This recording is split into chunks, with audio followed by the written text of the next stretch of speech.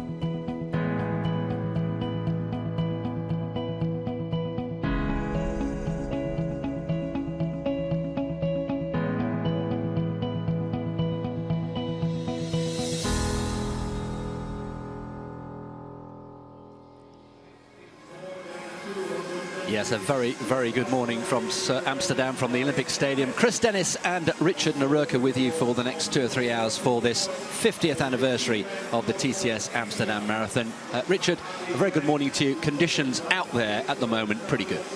Very good, 9 degrees here now at the stadium, and a very slight wind from the southeast, which means that the runners will feel that as they go along the banks of the river. We're going to have a look now at the course that the runners will be taking over the next couple of hours, starting from the famous Olympic Stadium and heading out through Vondel Park up towards the museum area. Just short of 4 kilometers, they go under the Rijksmuseum and then head down through the business district and wind their way down to the banks of the River Amstel, which gives the city its name.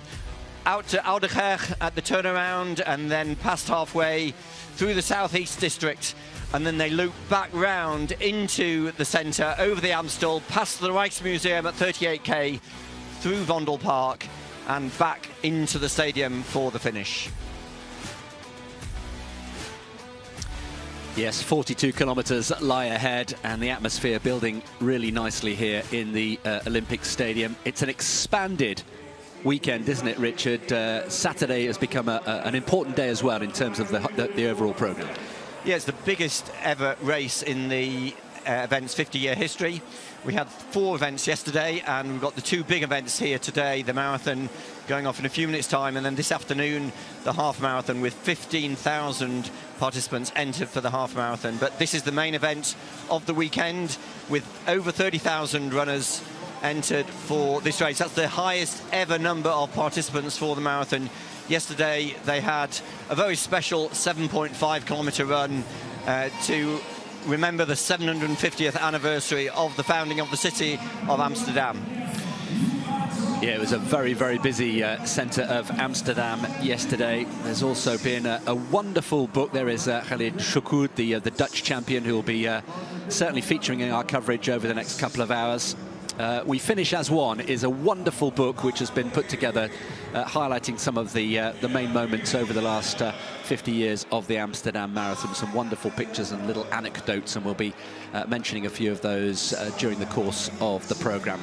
So we're here at the start and finish of the Amsterdam Marathon in this iconic Olympic stadium used in 1928. Marathon running, Richard, has had a long history here in Amsterdam.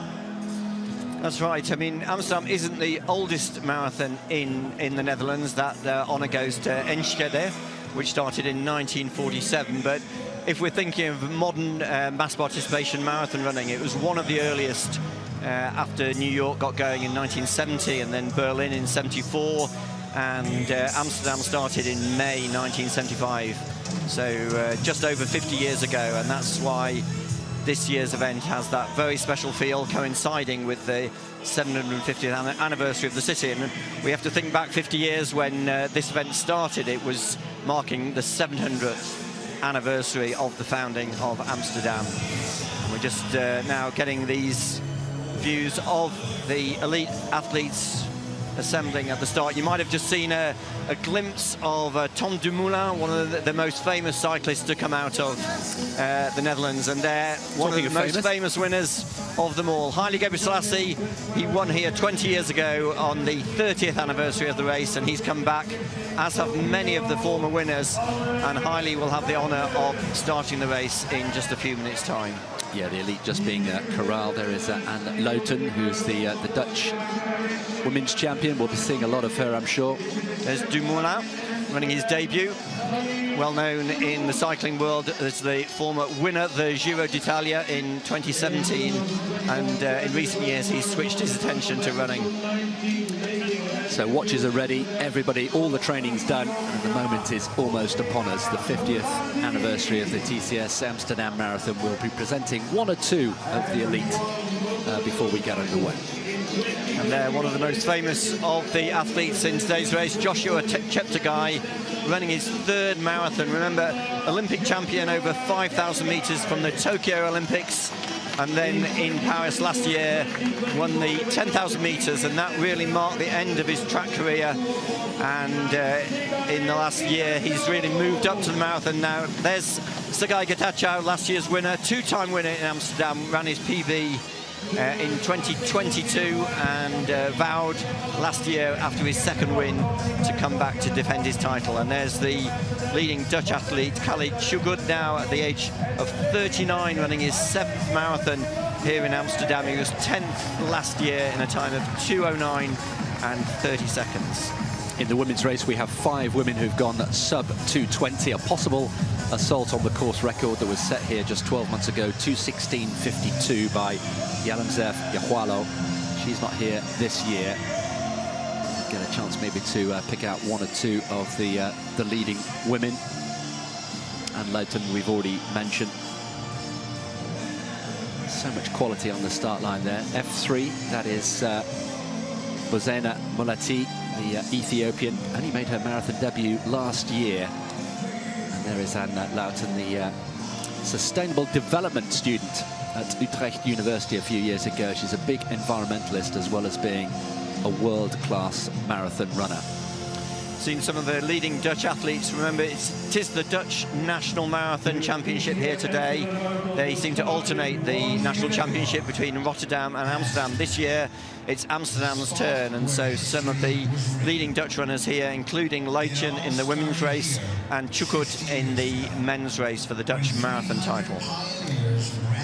So we're into the final few seconds before the start of this race. A busy period in the calendar for autumn marathons. We had Chicago last weekend, Berlin a few weeks before. We still have New York and Valencia to come. Amsterdam, the 8th fastest officially marathon in the world, and here celebrating its 50th birthday today. Just behind Eliud Kipchoge, there's Phil Sessamon.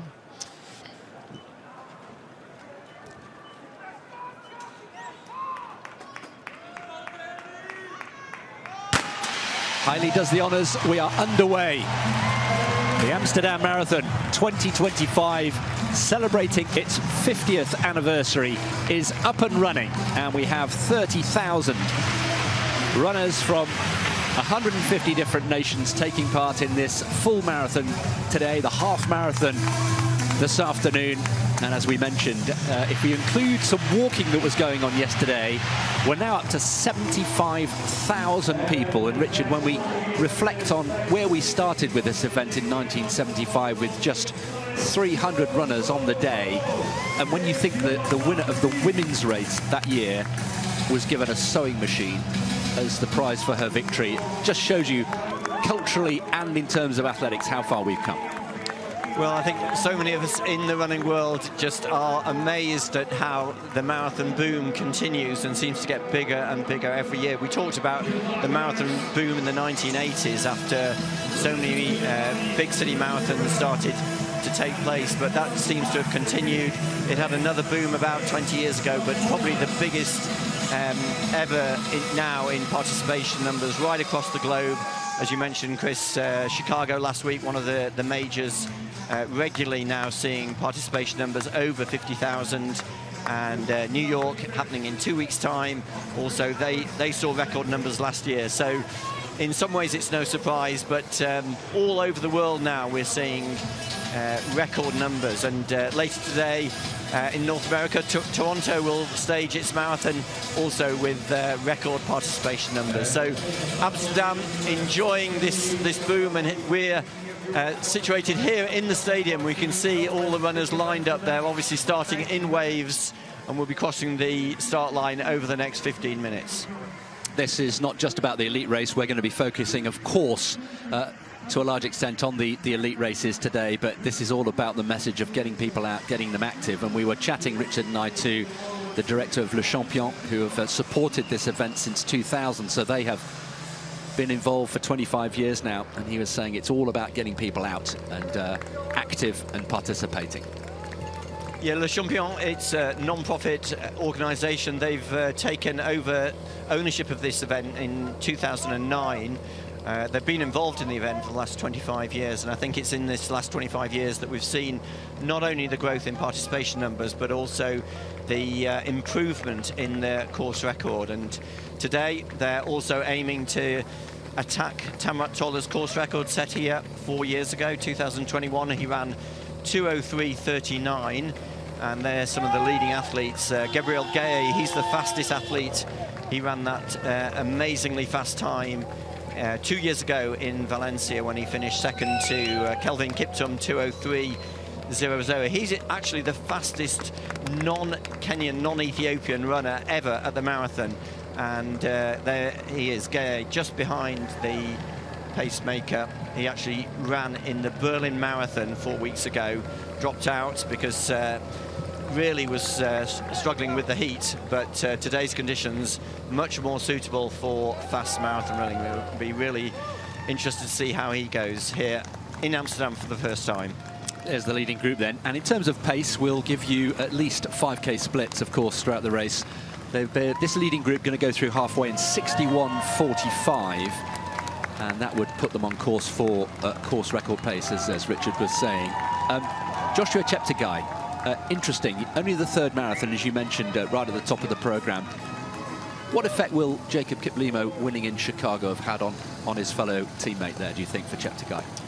Well, Joshua and Jacob have been friends and at times training partners. I mean, if you go back to 2015, they used to train together, and then their camps were separated. But strangely, their training camps are only 25 kilometers away. So clearly they're following each other's progress, and over the last few years, they've had so much success. Chepkirui more on the track and Kiplimo more on the road. But Chris, as you said, that was a very big win for Jacob Kiplimo last week in Chicago, running his second marathon following a very good debut in London earlier this year.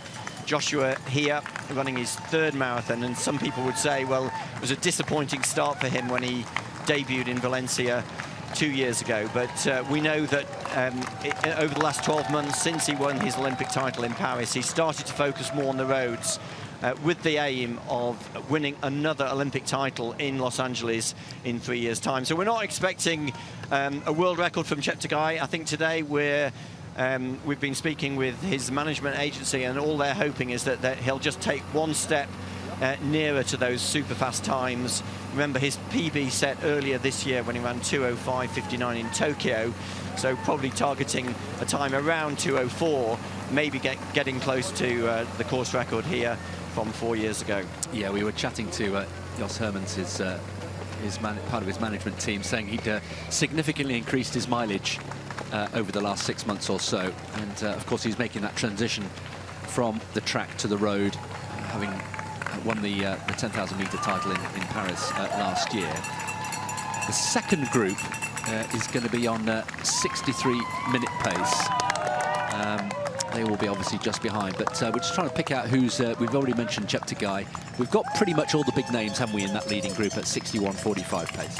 Yeah, Sergei Getachew, as we mentioned, he's won here twice before. He's just running behind Joshua Chepkirui at the moment, and last year when he won, he came into the race with a slight injury and ran pretty cautiously and just out-sprinted a couple of his opponents as they came into the stadium. So Sergei Getachew trying to win here for the third time, running his 15th marathon. So one of the more experienced marathoners in the field. There's the tall Tanzanian number 2, Gabriel Gete, also very experienced at the marathon. He's run 12 marathons and has just won one of them earlier this year in Daegu.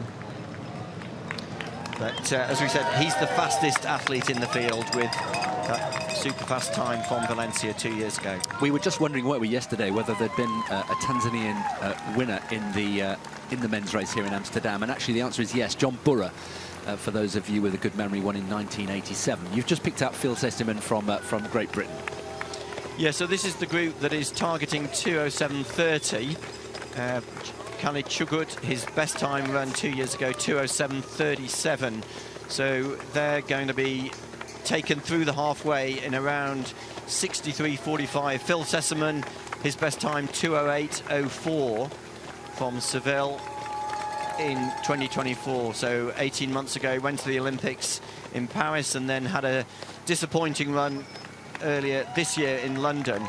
And Phil is actually experimenting with a new method this year of running 2 marathons in the space of 7 weeks. He's also entered for the Valencia Marathon on the 7th of December. How tough is that to do? Well, he says. In the day, you'd have never thought you could run 2 world-class marathons in 7 weeks, but it seems now with the super shoes that is allowing athletes to recover so much more quickly that it is possible. And actually, when Phil ran his best time in Seville in February 2024, that came only 8 weeks after he'd run another 2:08 time in Valencia. So it's definitely becoming more possible. And in the women's race, the leading Dutch athlete Anna Luytjen, she ran in the Tokyo World Championships, which was just 5 weeks ago. So it seems as though almost anything is possible now with these super shoes. They're a nice early Sunday morning view of the city of Amsterdam in all its glory. And here they're going through Vondelpark for the first of 2 times. They'll come back through in the latter stages of the race. And of course, that's where the race can often be won and lost. And if you were with us 12 months ago, Sergei Getachew, you may remember he took a wrong turn, almost cost him the race. Barely, 400 meters from the finish, and recovered well. He was determined not to lose the race in that final stage, but he won't make that mistake again today, I'm sure. Pretty strange, actually, because he had run the race 2 years previously. So Getachew should know this course, and he'll certainly know his way through Vondelpark and down onto the banks of the river Amstel, which is a really well-known feature of this race. And now we're seeing some of the leading women. There's Zeynep Yilmaz, the Ethiopian.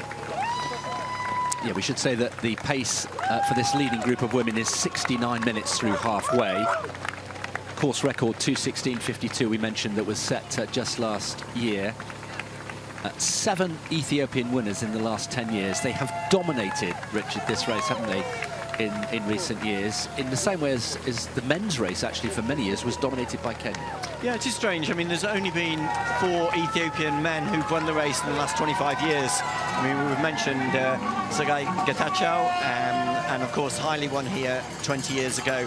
But as you say, on the women's side, the Ethiopian women seem to have really taken this race for their own. If we think back 13 years ago, Tiki Gilana, 14 years ago, sorry, in 2011, Tiki Gilana won here just before winning the Olympic title in London. And more recently, some of the big names like Almaz Ayana, she won here. And then last year, the course record set by Yalamzef Yohualo. She ran 2:16.52, and that is a pretty tough record. I think it's the 8th fastest course record of any of the major marathons. And we're now back seeing a much bigger group of the leading men, about 20 athletes setting out at this fast pace, 61:45, trying to make a serious attempt on the course record. I think on the men's side, they feel that the course record is within reach. It's a very, very strong men's elite field. On the women's side, as Chris mentioned, there are 5 women who've gone under 2 hours and 20 minutes. 4 of them are Ethiopian, and they're aiming for around 2:18. Great views of the city of Amsterdam as they pass under the famous Rijksmuseum, the most famous museum in the Netherlands, renovated in 2013. As they pass through the Rijksmuseum, they'll go out onto what's known as Museumplein, Museum Square, which is where the City Museum is, and the Van Gogh Museum. Very famous and much visited. I think the Rijksmuseum has about 2 million visitors every year. It does, and it is absolutely worth certainly visiting if you haven't done that. One of the must-do things in Amsterdam. I was down there yesterday just having a little spin on the bike going through this very point that the runners are there yesterday. Very, very busy indeed. Tickets are, in fact, still available if you happen to be in Amsterdam today. Remarkably, the museum is still open. Famous, of course, for the night watch and Milkmaid, amongst others. All the Dutch masters are in there. So these are the leading group. They've got very, very good pacemaking. Right in the middle of that group of 3 pacemakers, Edwin Kiptu, who is a regular pacemaker here. He's been asked by the organisers to go to 30K, just as he did last year. And I really think it's a good sign that the organisers of the elite race, they bring together some really good pacemakers. 25 pacemakers in total across the 2 elite races. Keep an eye on the first 5K split. We can tell you that the split for Tamarit Tola's course record was 14:33 back in 2021. So we will be able to keep you abreast of how they're doing on course record in both the men's and the women's race. So the time we're looking out for at 5K is 14:33. And this looks to be pretty lively, this pace. Some excellent pacemaking led by Edwin Kiptu, as you say.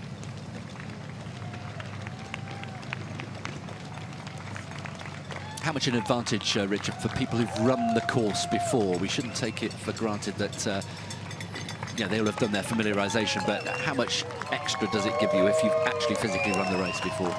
Well, I think a really strong feature of this course is the out and back section on the banks of the Amstel. They'll hit the Amstel just short of 14 kilometers, and then they go out for about 6 kilometers to the turnaround point at Oudekerk, and they will have a little bit of a headwind on that stretch between 14 and 20K, and then when they turn around and head past through halfway, they'll start to feel a little bit of a tailwind, which takes them back into the business district, and then they'll start to come back through into the city centre. So I do think it is an advantage, because they'll have parts of the course with a lot of spectators, and then parts particularly between 26 and 30 kilometres, which is quite quiet, and that's often the place where the pacemakers drop out. So there you can see the blue arch. That signals at 5 kilometres, so we'll get an early sign of how we're doing. And it looks to me, Richard, as though they're almost exactly on course record pace, perhaps just a little outside after 5 kilometres. Yeah, we're getting the first split up, 14:38 through 5 kilometres. Very big group, including the big hitters. Gabriel Geti from Tanzania, Joshua Chepkirui, Sagai Getachew, and another very fast Ethiopian, Gatani Mulla, who ran what was the fastest ever debut when he ran it in Dubai. He ran 2:03.34, since being bettered by the likes of Kelvin Kiptum when he ran that very fast time in Valencia. Eliud there just seems to turn up, doesn't he, Richard, every single year, just about, in Amsterdam. So their confirmation of the splits at 5 kilometres. A few of those names, number 3 and number 4, they are pacemakers. And Edwin number 1, yeah. Edwin, that's right, Edwin Kipchoge. So the 3 pacemakers doing a good job. We're expecting at least a couple of them to stay in the race to 25k and hopefully up until 30k. These are the leading women. There's Zainab Yima in the yellow and white, trying to get her drink. Now, some of these leading athletes, they won't be picking up their drinks from the drinks table. They've actually got some bikers who are going ahead of them and passing them the drinks. But it looks as though Zainab has missed her first drink. There's Borzana Mulati. Yeah, there was a little section of the technical meeting yesterday that always precedes these big city marathons, and there's always a big section on drink stations, how it works with photographs. And even yesterday, I thought quite nicely, this is what not to do. And they gave a couple of examples of people who had not picked up their drink as they should have done, just as a warning and a reminder of how important it is. And sadly, Yima, we're going to see it again here. Sadly, this is going to go on the show reel, isn't it, of how to miss a drink. Yes, I think the organisers have put in these bikers to hand out the drinks individually to about 5 or 6 athletes in each of the 2 elite races. And clearly, Zainab wasn't expecting her own personal biker to be exactly where he was, and so missed her. But the leading women have gone through in 16:31. That's just outside Ihualo's course record of last year. These are very early stages, of course. We shouldn't get too carried away after 5 kilometres, but it is an early indication of how they're doing. So they're about 14 seconds at 5 kilometres off course record pace. And that just highlights what we were saying earlier, that it looks as though it's going to be the Ethiopian athletes who will dominate the women's race. 9 of the 10 athletes through the first 5k in the women's race from Ethiopia. It is almost pancake flat. There are just 1 or 2 little relative inclines just to normally to go over the canals and the River Amstel. And the biggest test, and we're some way off that yet, but you've already alluded to it, Richard, is obviously the stretch along the Amstel out towards Oudekerk. And today we're expecting, as always, a section of headwind that can be quite draining. Yeah, I was talking with Jos Hermans a couple of weeks ago about the course, and he said that for the last 2 or 3 years, the organisers, Le Champion, have been in talks with the city administration to try and get an even faster course, which is a little bit hard to imagine because it's so flat. But I think the concern is always when runners come here that they might hit some of the wind on the banks of the river, and particularly in that stretch which heads south to the turnaround point. And I think the organisers are looking to take out a section of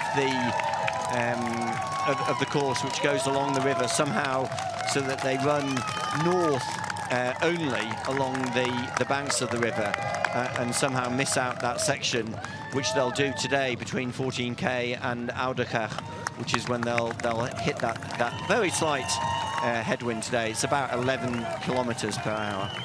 Yeah, but of course they get it back later on with a slight tailwind as they go back north, having crossed over the Amstel. At the moment, they're just working their way down south towards what is going to be a mini loop. They'll come back on themselves before they eventually wend their way towards the Amstel River.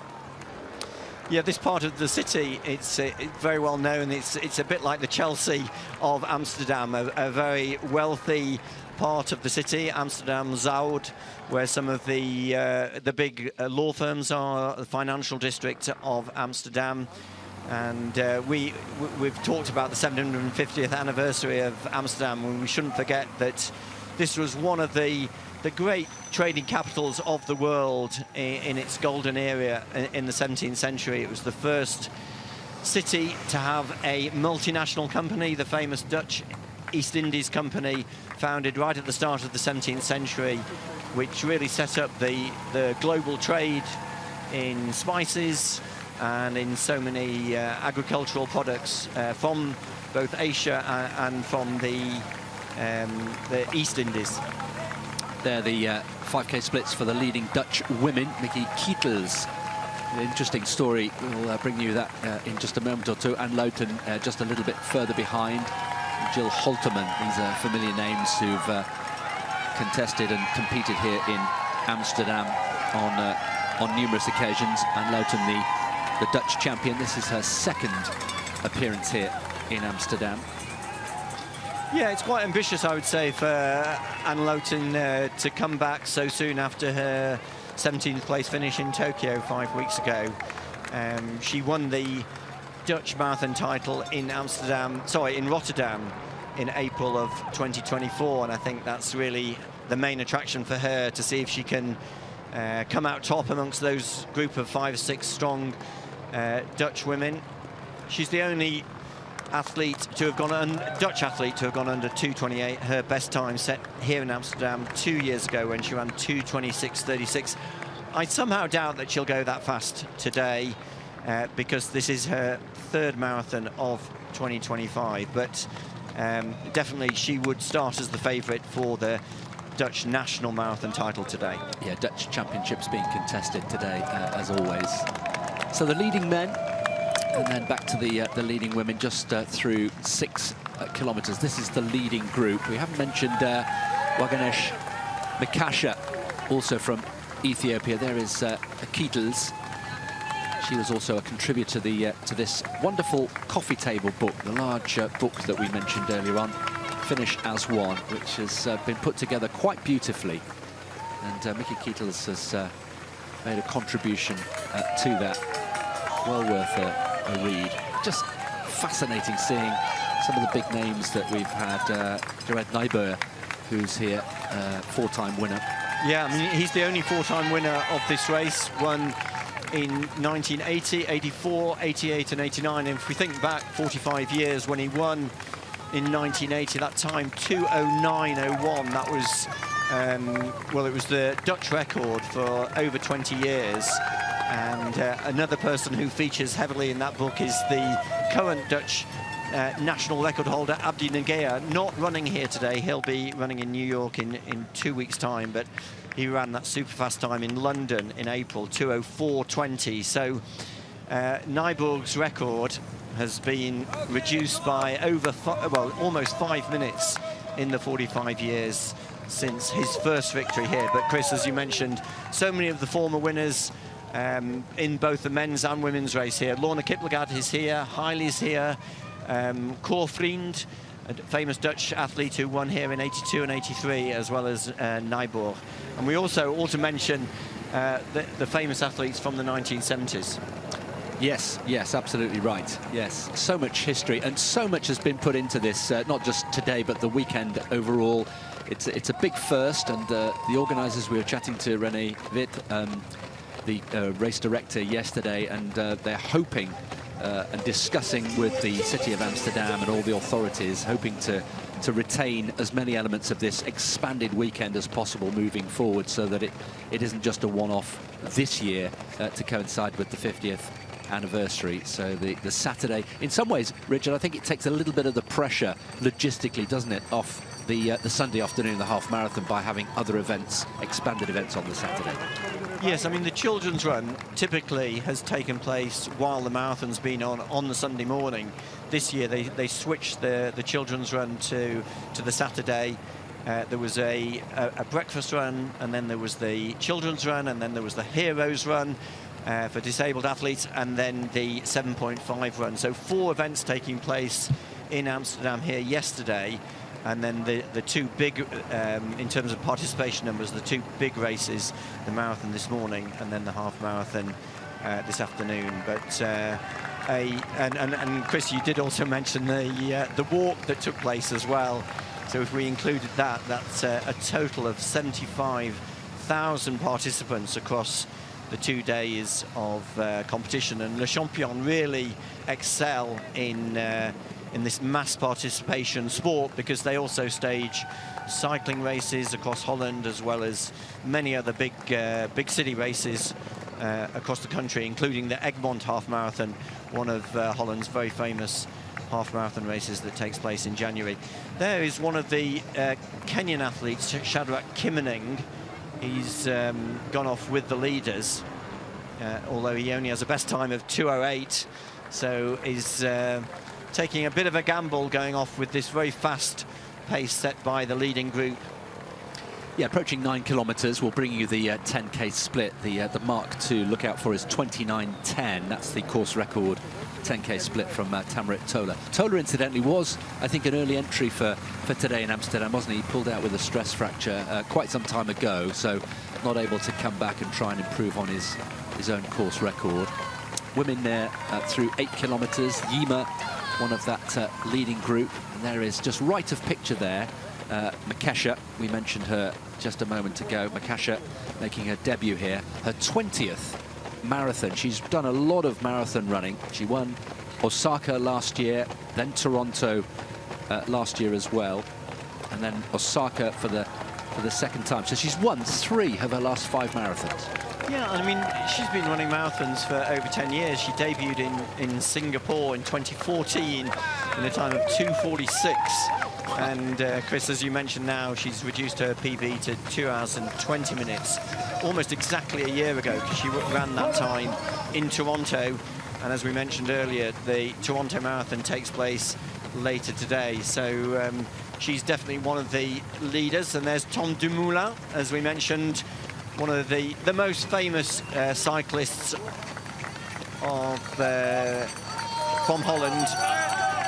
Twice finished second at the Grand Tour, once in the Tour de France in 2018 and once in the Giro, and his greatest victory of all was in the Giro d'Italia in 2017. So Tom Dumoulin retired from World Tour cycling 3 years ago, and now at the age of 34 is running his first marathon here in Amsterdam. And he's doing so with the leading women. That's quite the pace, isn't it? Going through in 69 is the intention. So left of picture, lead men approaching 10 kilometres. A reminder, 29:10 is the 10K split. And at 5 kilometres, we had a group of roughly 20, as many as that 20, all pretty much there together. I think that's whittled down a little bit. We'll find out when we come through 10 kilometres. So left of picture, we've got the men on their way, and of course, the many waves of the masses on the right-hand side just continuing.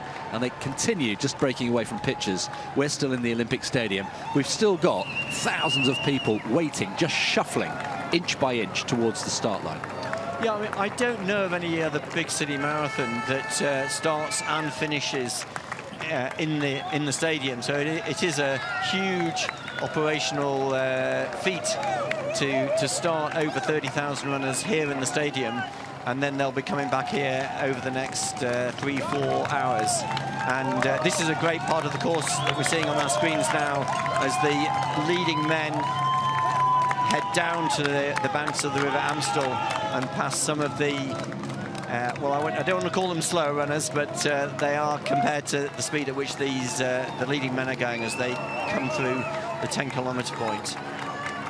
Almost again bang on target. We'll get the split almost instantly, but it looks to be just a couple of seconds perhaps outside the course record 10K split from 4 years ago. 29:10 that was. I mean, Chris, just thinking back to that course record set by Tola 4 years ago, he ran There they are. They've gone through in 29.16, so marginally outside Tamrat Tola's time when he won here 4 years ago. But I think a feature of Tola's course record when he set that 2:03.39 was the speed at which he ran between 30k and 40k. Yeah. He ran a 10k split in 28.52. So that is really when not only the race is won and lost, but it's when the fast times are really the chance of getting a fast time. It really happens over that final quarter of the distance. This is the group with Khalid Shugud, the leading Dutch athlete, and just in front of him, Phil Sesserman. And at the back of that group, Niels Voigt, running his second marathon, now coached by Isabel Baumann, one of the leading coaches in German athletics. Niels is one of Isabel's first marathon athletes, but he ran his debut in Valencia at the end of last year and is here now running his second marathon, trying to improve on that time of 2 hours and 10 minutes. And try to get close to some of the fast times set by Ringer, the top, one of the top German athletes. So there we are, the 5 and 10k splits respectively. So just slipping away a little bit off course record pace, but only by a matter of 7 seconds. We'll keep an eye on that, but as Richard mentioned, it was the section between 30 and 40 kilometres that did the damage. Worth mentioning that Tamrat Tola in 2021 did an impressive negative split. For those of you not familiar with that term, it's when you run the second half of a marathon quicker than the first. He went through halfway in 62.11 and came home in 61.28, so that's worth bearing in mind as well. So on the left of our screen, we see number 2, Gabriel Ge'e, really leading the resurgence of Tanzanian distance running. Just 5 weeks ago, we saw Alphonse Simbu, Gabriel Ge'e's friend and training partner, win the World Championship Marathon. And what a finish that was. What a finish it was, absolutely. Just outdipped the German Emmanuel Petros. But Ge'e, the fastest Tanzanian national record holder, and what an ambassador he is for the sport. He's set up a foundation to promote distance running and running, you know, for younger athletes from the town of Mudunga. Did quite a lot of his training in Arusha, which is very well known in Tanzania as a place for altitude training, but actually in the last year Ge'e has gone back to his hometown of Mudunga, which is at 2,300 meters, set up a training camp and is really trying to promote distance running for younger athletes. So a great ambassador for the sport in Tanzania, and with Simbu and himself is leading this revival in Tanzanian distance running. Women just through 10 kilometres, again a fairly large group with all the big names in there. Just waiting for confirmation of the split. Again, just outside course record pace. Yahualo from last year, 32.22. 32.42. Yima and Makasha, Welde, Mulati all going through. So yeah, about 20 seconds off course record pace through 10 kilometres. So as you mentioned, I think that course record from last year was pretty tasty. Top 10 all time. Yes, it was. And I mean, last year, Yahualo, she ran quite a lot of the second half of the race on her own. She went through in just outside 68 minutes and then slowed a little bit in the second half. So even if they are behind the pace that Janzov set last year, they could still finish quite quickly and get near to that course record, 2:16.52. But I think the really interesting thing about today's elite women's race is that we've got about 6 or 7 athletes who we're seeing in this leading group who are going to be really competitive with each other. It's a big title to win. Zainab Yimur, she won in Barcelona. Her best time actually goes back to Berlin 2 years ago when she finished 4th in 2:19.07. And as we mentioned, 4 or 5 of the leading women have already run under 2 hours and 20 minutes. There's just a brief side of Sonota, Kenya Sonota, one of the few Japanese runners in the men's race, making his debut here. A rare race for him outside of Japan. He's a regular at the Tokyo Marathon, finished in 19th place early this year. It's a 2:05.59 man, so again, good to see Amsterdam attracting international elite runners. You can see from the trees as well, there's barely a breath of wind at this stage, and they're being quite nicely sheltered by the buildings on either side. That'll change, of course, when they get out into the relative exposed area of the Amstel. Yes, they'll hit the banks of the Amstel in about 4 or 5 minutes time, because they hit the banks at about 30.5k and they're through 12.2k.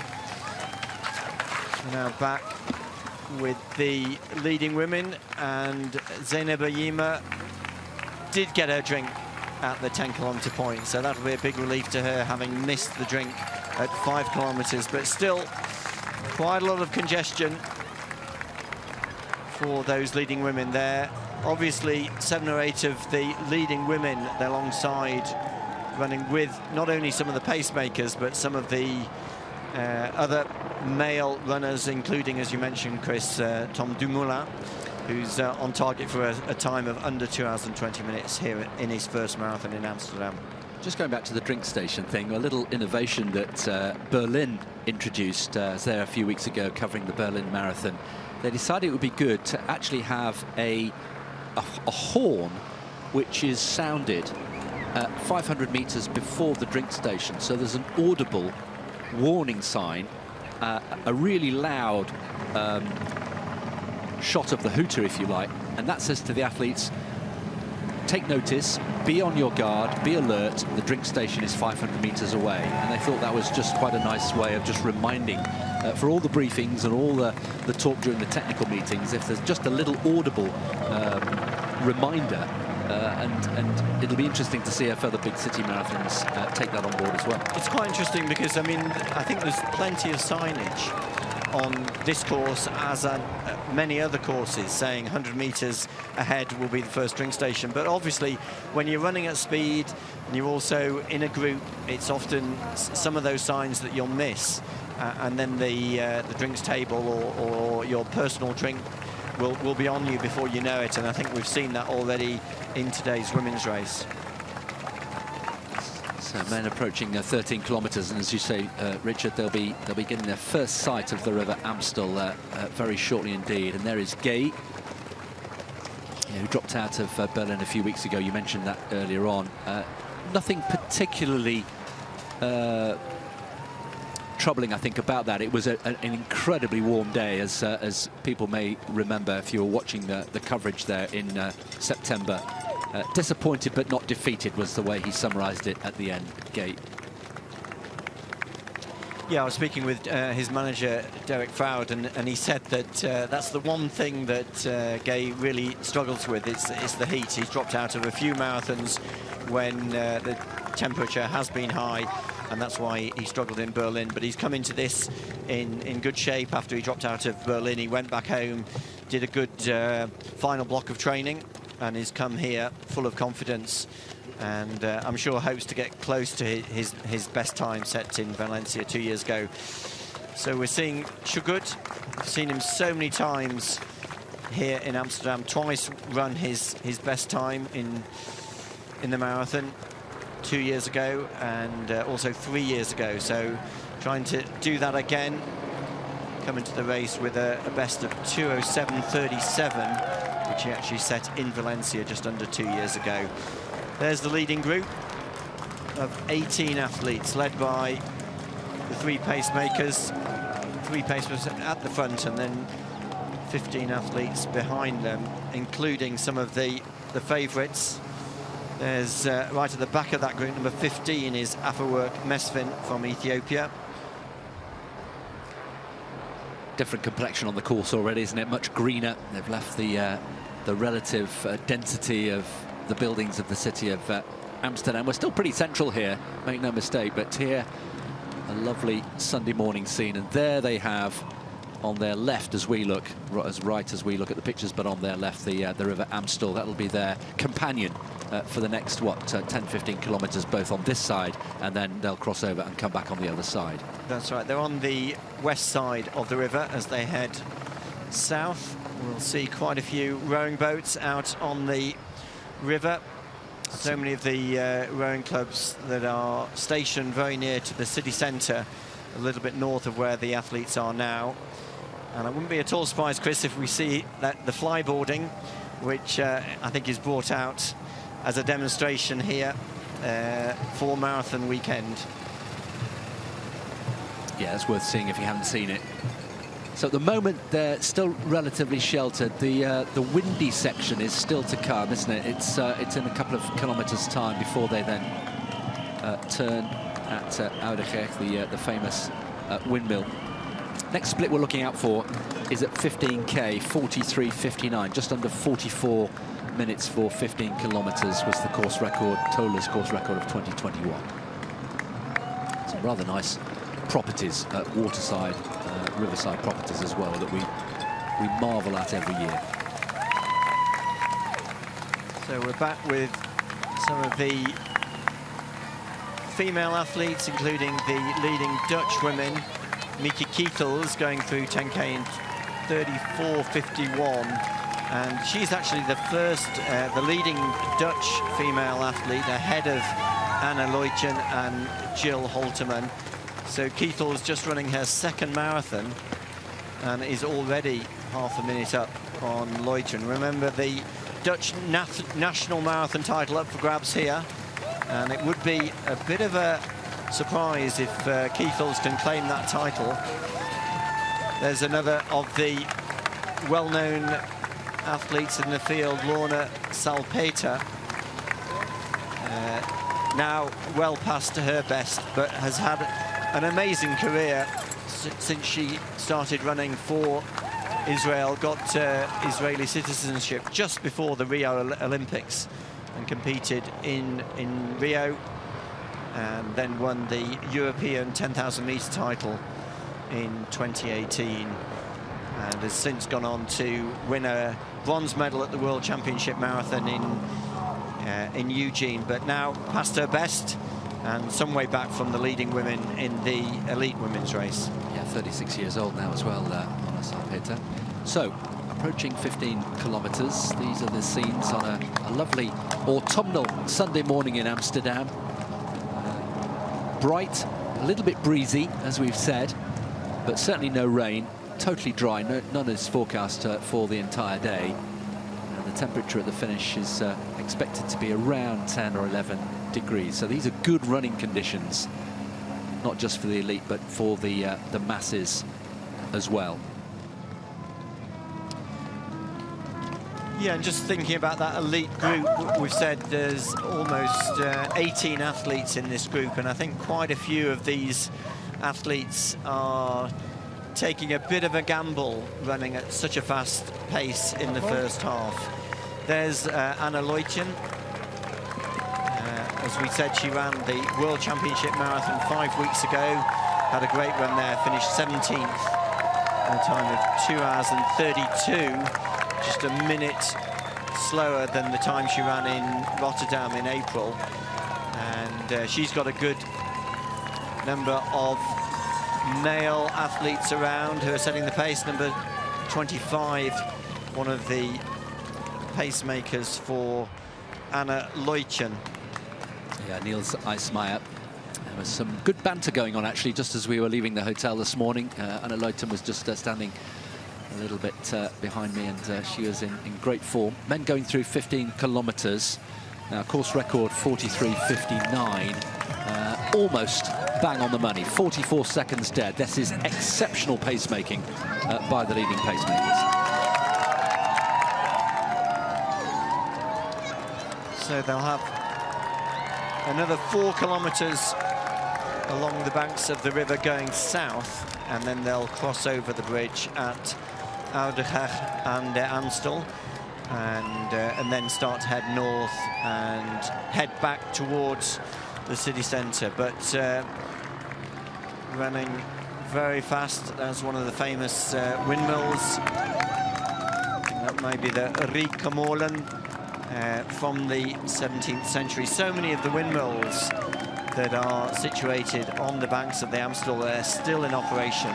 It's incredible, isn't it? And this is just one of dozens and dozens of events as we look at the leading Dutchman about to hit 15 kilometers with Chukwu there in that group. There he is in the orange vest, just outside 45.15 for Chukwu at 15 kilometers. It's been a whole year of celebrations of the 750th anniversary of the city of Amsterdam. There's been theatre and comedy and street events and food. It really has been. And so the Amsterdam Marathon is just one of a number of ways in which the anniversary for the city itself has been celebrated. It's a real coming together. There's lots of publicity if you're out and about in the city of Amsterdam. It really is. And when you think that it was a fishing village at the mouth of the Amstel where we are now, founded in 1275. That was the first real identification of Amsterdam, and didn't become the capital of the Kingdom of the Netherlands until 1815. So much has happened. Yeah, it's had a great history, hasn't it, over 750 years. Probably not as old as the capitals of Paris, Rome, London and Athens, but I think as a trading centre, and really as a city more recently of art and creativity, probably known as one of the most liberal and one of the most open and welcoming cities in Europe, and attracts so many tourists every year, and today has attracted participants from over 150 countries.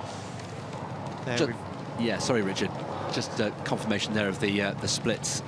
Just a single second outside course record pace. So this is terrific metronomic pacemaking by the likes of Eliud Kipchoge and his teammates. They do a brilliant job. They get well paid, don't they? Let's not hide the fact they are paid to do a job, and it's a good job, a difficult job, and one that is done really well, taken very seriously. Yeah, it's so important that they don't go off too fast. They're obviously gone off at a good pace, but this is exactly what the organisers wanted, for them to go through halfway in around 61:45, 62 minutes, and if they can, if the leading athletes can keep that pace going, they're going to get very close to Tola's course record, 2:03.39. One or two twists and turns in the Amstel. Chukwu, they're just checking where he is. Went through 15k in just outside 45 minutes. The next split we'll bring you is the women's 15-kilometer split. There's a group of 7 who went through 10k. Leading men still around 18, so still all the big names in that group. Chukwu, though, looking very good at the age of 39. Much an evergreen athlete, isn't he? Yeah, it just amazes me how he keeps coming back to this race. We saw him in 2022. He ran his best time here, 2:09.34, and then he came back the following year, ran his best time here, finished 9th, and he ran 2:08.36, and since then he's lowered his best time to 2:07.37, now at the age of 39, attempting to go even faster. So women approaching the 15-kilometer mark. As I say, group of 7 all together at 10 kilometers. 48.32 is the course record. They're just drifting more and more away from that. So at the moment in the women's race, the course record, as things stand, looks pretty safe for Yanamzef Yahualo from last year. So just to identify some of those leading women, Bosna Mulati in F3, and then Zainab Yima, also from Ethiopia, in F4. and also Burçkan Waldi, coached by Tessema Abshiro. She's running here, having won in Prague earlier this year. And just a word about F7, Mikidis Shimelis, a debutant, one of the few debutants here at full marathon level. Ran a half marathon personal best of 68.17 in March here in the Netherlands, so this is unknown territory for her. Incidentally, women have just dropped a few more seconds against course record. They were 20 seconds down at 10 kilometres. They're now 32 seconds off course record pace, so just slowing up. The men almost exactly on the money at 15 kilometres in terms of course record. So we're back with the leading men. You can see on the right of the screen in the white Asics vest is Sergei Getachew. The taller figure right in the middle, just behind the three pacemakers, Gabriel Ge'e and Joshua Cheptegei, one of today's race favourites, just at the back of that group. Just to reflect a little bit on his career, I mean, Cheptegei has had an amazing track career since he won the World Junior title over 10,000 metres back in 2014, right through until he won that his second Olympic title in Paris last year over 10,000 metres. I think we're just going to see what happened at the front of the women's race there. Ayn Alam Desta right at in the foreground, almost tripping over one of the male runners, one of the leading Ethiopians here, Zainab Yima, there just behind pacemaker number 14. That's Bernard Chiptoch from Kenya, who's leading the leading women through at about 69-minute pace. Yeah, that group of 7 went through 10K together in the women's race have also gone through 15. There are the flyboarders that Richard mentioned. Ever had a go? Never had a go, but I was speaking with a local friend yesterday, and he said those flyboarders only come out for marathon weekend. They're not a regular feature, so this is not regular Sunday morning stuff. I don't think so. I think the regular stuff is either the runners or the cyclists, or if we're thinking the activity on the water, it's the rowers. And of course Holland is one of the very strong rowing nations in the world, but always nice to see the flyboarders out, almost as a celebration of this event. It is. I can't help wondering, if you're one of the elite runners there, are you even aware of it? Are you so in the zone that you're just concentrating on the job at hand, or does it give you a little moment of light relief? You just look across to your left and see this going on the river. I wonder. I think they're pretty firmly focused forward, and as they were being encouraged to do yesterday, just to follow the pacemakers, because they might actually be into a very, very slight headwind at this point of the race. Yeah, and if they start to slip off course record pace just by a few seconds, we shouldn't get too anxious about that, because it's exactly that this is the section where they will meet the stiffest of headwinds, but they will get the benefit, of course, of a tailwind once they've crossed the river and they start to make their way back on the other side. So anything they lose, in theory, they could make up comfortably later on in the race. One of the other leading athletes, we mentioned him already, Getani Molla from Ethiopia, ran an incredibly fast debut in Dubai 6 years ago, but this year has had a very good year, finished 5th in Osaka in 2:06:04, and then won his last marathon in China in Lanzhou in May, running 2:11:45. So Molla there, number 4, nicely situated just behind that front group of pacemakers. Another great view of one of the old windmills on the east side of the river. Just going back to the winner last year, Sergei Getachew, who is aiming to win for a 3rd time. There aren't that many people who've won this race on 3 or more occasions. Wilson Chebet, we should mention as well, is a 3-time winner, as well as Gerhard Norbaya, who won 4 times. So this would be a big deal today for Getachew were he to win. Yeah, I mean, I think Getachew, he has run a few of the World Marathon Majors, more notably in Tokyo. He finished third in Tokyo in 2024, but it seems as though he's really targeted this race.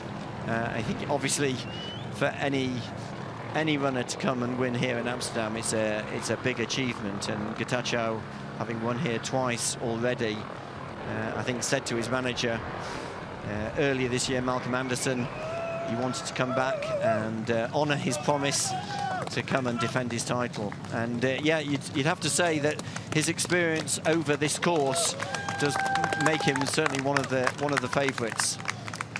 Well, Joshua Chepkirui there, the taller figure wearing the headband, centre of picture. Is another one of the big names we've been mentioning. They're the Dutch women through 15 kilometres, and that's an appreciable advantage at the moment, isn't it, for Mickey Keitels? That we're so slightly surprised about that. And Lowton almost a minute behind as the second Dutch woman, the Dutch champion. Yeah, I mean, Keitels' best time is almost 8 minutes slower than Anna Luychen, who ran her best time here 2 years ago. So it may be that Luychen is well, either running very cautiously or possibly also struggling from having just come out of the World Championship Marathon, where she ran that really good race to get into the top 20 in the World Championships in Tokyo. So this is where the runners at 19 kilometers just come away very briefly from the banks of the river. They'll loop back on themselves and then cross over the bridge here at Oudekerk and Amstel, and then start to head north and go back through the halfway point. This is where they go left and then left again over the bridge. Can't really pick it up from the pictures, but this will be into a headwind for another kilometre, almost a kilometre before they cross over, as Richard said. The next split, of course, is 20 kilometres coming up. They were almost spot on for pace at 15. The women drifting off course record pace outside 30 seconds on Yohoalu's course record from last year.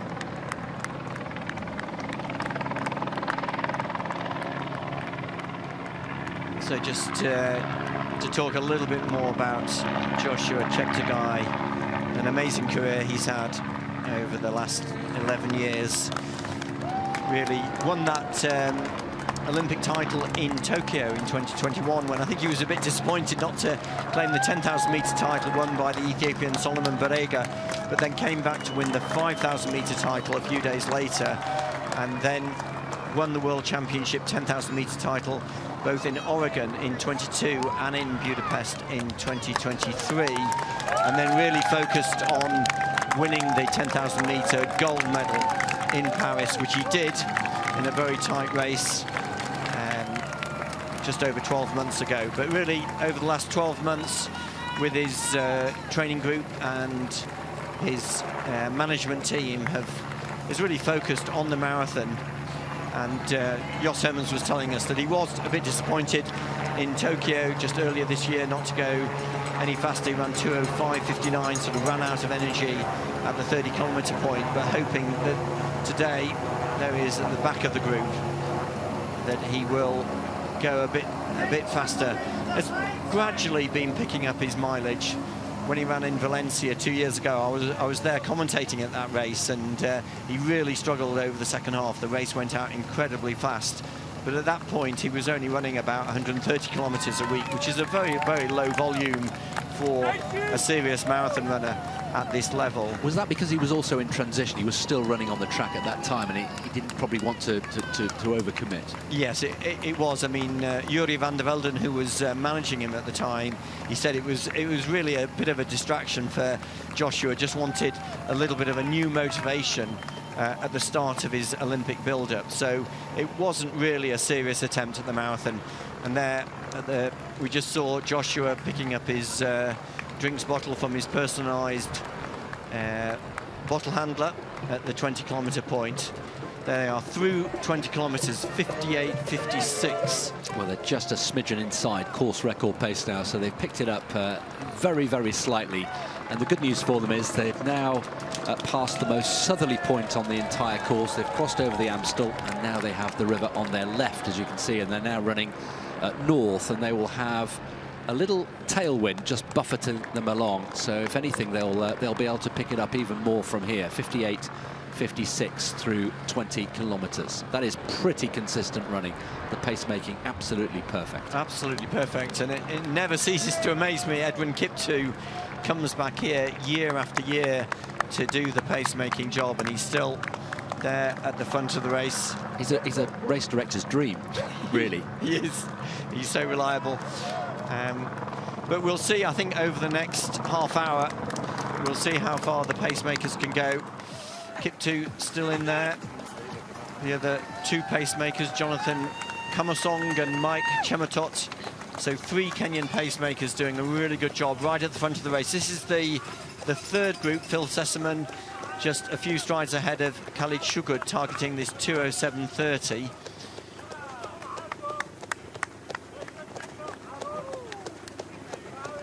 Shugud ran the Olympic marathon in Paris, finished 58th last year. Phil Sessamon has had a really good block of training. Many of you might have been following him on YouTube, trying to improve on his best time, 2:08:04, under the guidance of his coach, Andy Henderson. Andy is out here. Will be out on the course following Sessamon, and Phil hoping to go under 2:08 for the first time in his marathon career, and also planning to run in Valencia in 7 weeks' time. Yeah, it's one of the Eritrean athletes, Merwi Keseta, finished second in Mumbai at the start of this year, but one of the more experienced marathon runners, has run 15 marathons coming here into Amsterdam, already run here in Amsterdam 4 years ago. Sonata just starting to perhaps find this pace a little bit lively. Chepkirui was at the back of that group of 18, remember, and I was just starting to wonder whether he was also starting to feel it, but no problem at all. He's now very much in the thick of that group of 18, approaching the halfway point. And a reminder, 61:45 was the desired pace for halfway, and they've just slipped off that a little bit by the look of it as they go through in just outside 62. Yeah, well, Chris, you mentioned earlier that when Tamaktola set the course record here, he went through in a very similar time, and then came home. The second half of the race was that bit faster than the first half, so I wouldn't be at all surprised if we see that today.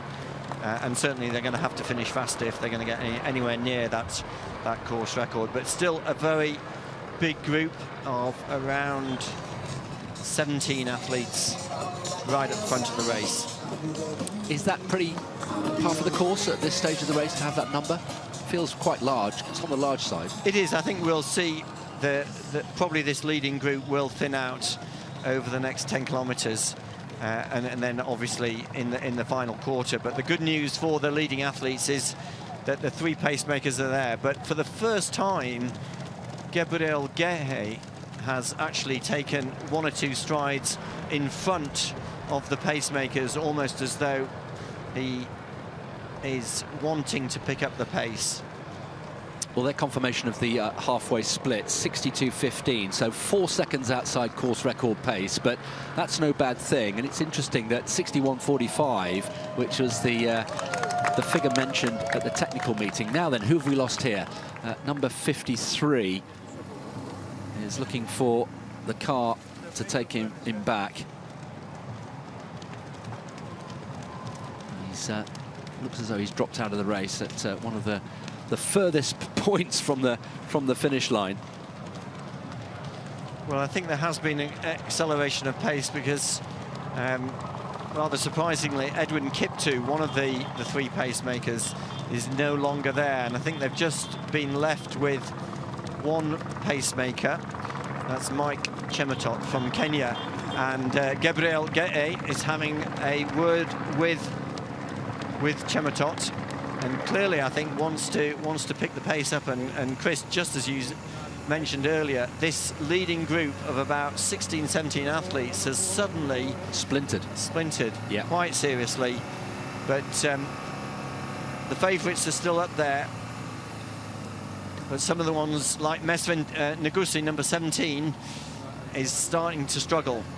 That leading group of 15 athletes, I think, is thinned out to about 6 or 7, and Joshua Chepkirui running in about 10th place, right at the back of that group, still in contact. Number 8 there is the Kenyan Jeffrey Torotich Kipchumba. But Chepkirui still looking relaxed. He's got a bit more experience now, running his 3rd marathon compared to when he ran in Valencia 2 years ago. But he's having to work hard because the Tanzanian Gete is really starting to pick up the pace and push that pacemaker to run even faster as they head into the second half of the race. There's Tom Dumoulin alongside the leading women. Yeah, coming through 20 kilometres. We'll get the split for you. They were quite some distance off course record pace. A group of 7 last time we checked in, and it looks as though almost all of them, including Tom Dumoulin, is in there as well. Kasha, we can see. Yima, so 65.30.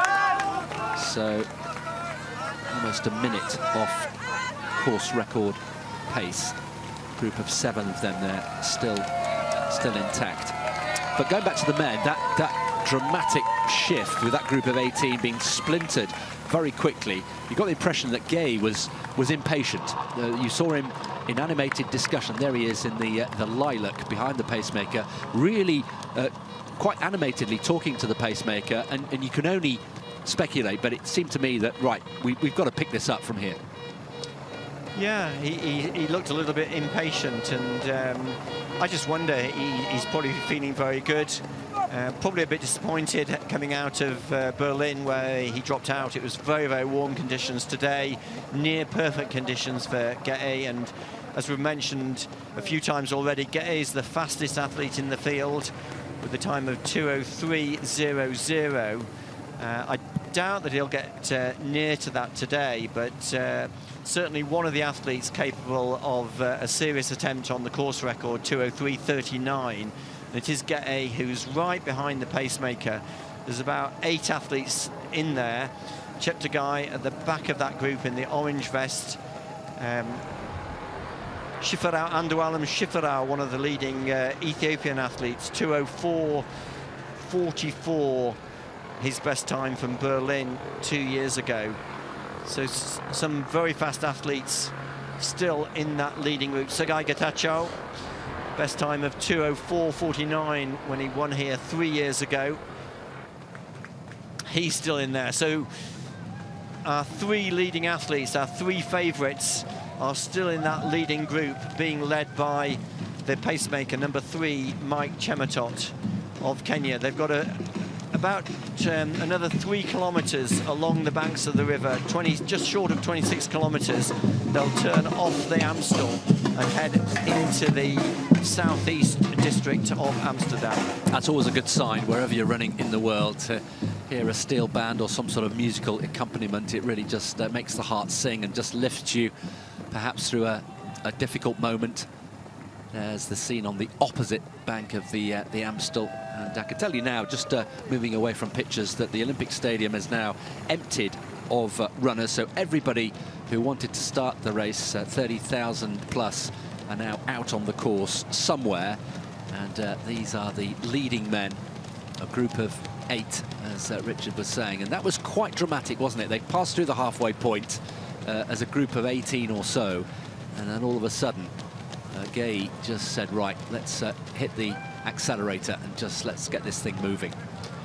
Yeah, it looks as though the pace has just slowed down, because that group of 8, I think another couple of athletes have joined that group. So there's 10 of them there now. And I just wonder, as they went through halfway, there was definitely an acceleration, but now they seem to be back into more of a rhythm.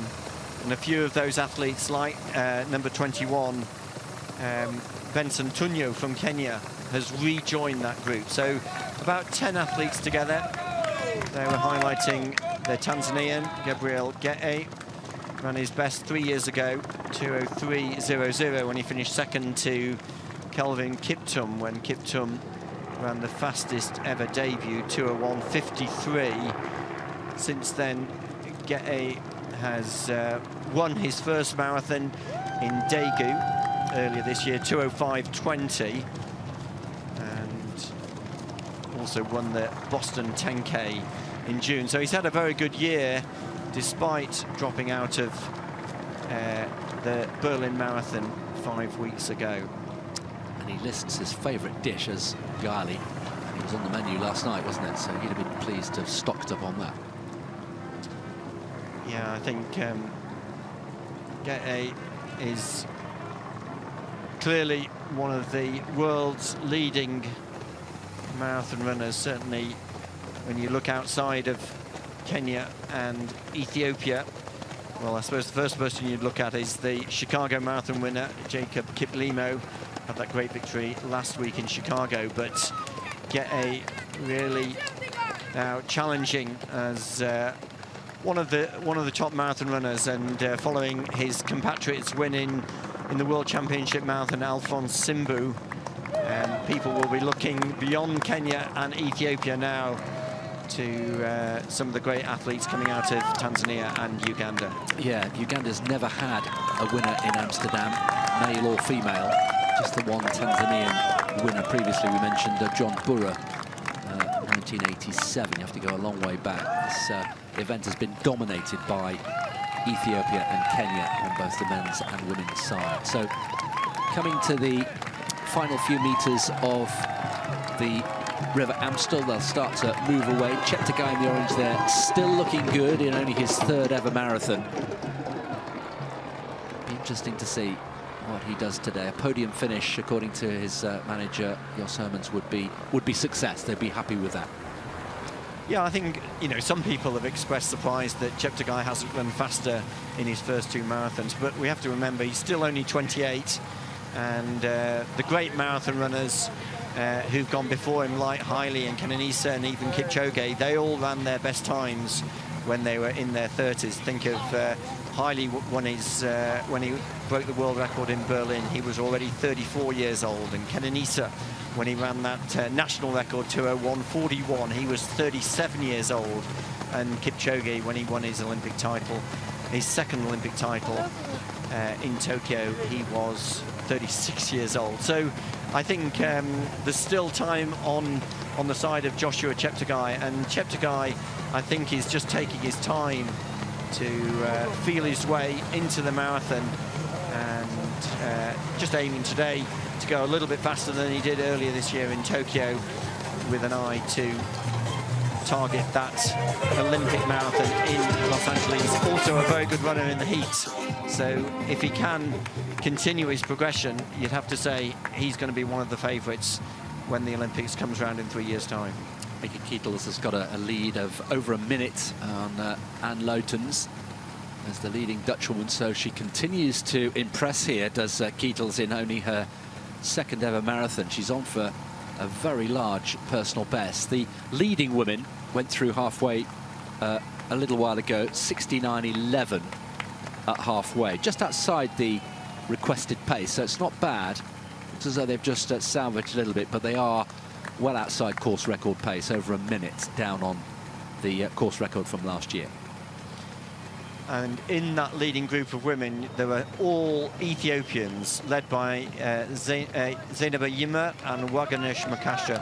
So 7 Ethiopian athletes right at the front of the women's race, and we're back now at the front of the men's race. That leading group has got a little bit bigger over the last few minutes, and it still includes 3 race favourites. Sagai Getachew, the winner from last year. Gabriel Gete there through 25k in 1:13.32. Getani Muller, the Ethiopian, with a very fast debut time from Dubai 6 years ago. It says Stephen Kisa on the screen, but there is no Stephen Kisa in the race. The only Ugandan in that leading group is Joshua Chepkirui. 17 seconds, Richard, inside course record at 25 kilometres. So they have injected a little bit more pace, even since going through halfway. I agree with you. It did feel as though it slowed just a slight amount, but look at that. That is quite the injection of pace. And we've now got that group of 13 athletes. 13 athletes. So yeah, you're right. The 7 or 8 have been joined by 5 or 6 more. So we're back to a group of 13.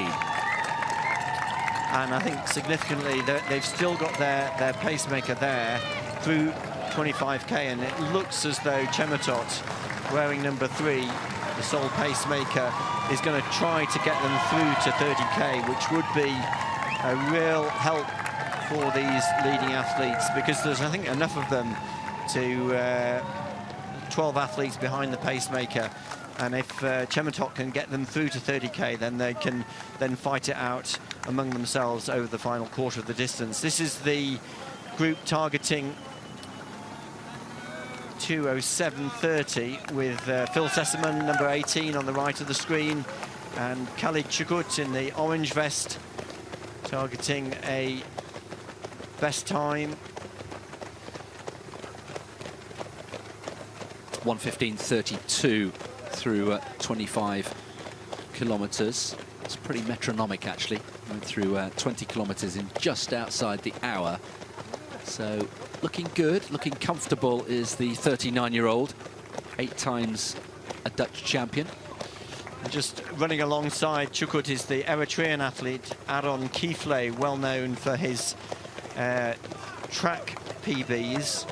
Over 5,000 and 10,000 metres, has run 13:05 for 5,000, 27:09 for 10,000 metres, running today his second marathon, having run his debut earlier this year in Milan when he ran 2:09:39. So Kifle also on course for a new best time, running alongside the leading Dutch athlete in the men's race, Eliud Kipchoge. And we're back on the left of your screen, watching the leading men, and then we're seeing them from behind, and there's Joshua Chepkirui right at the back of the leading group of male athletes, just collecting his drink just past. I think this drink station has been set up at 26 kilometres, and you can see now the athletes have come away from the banks of the river.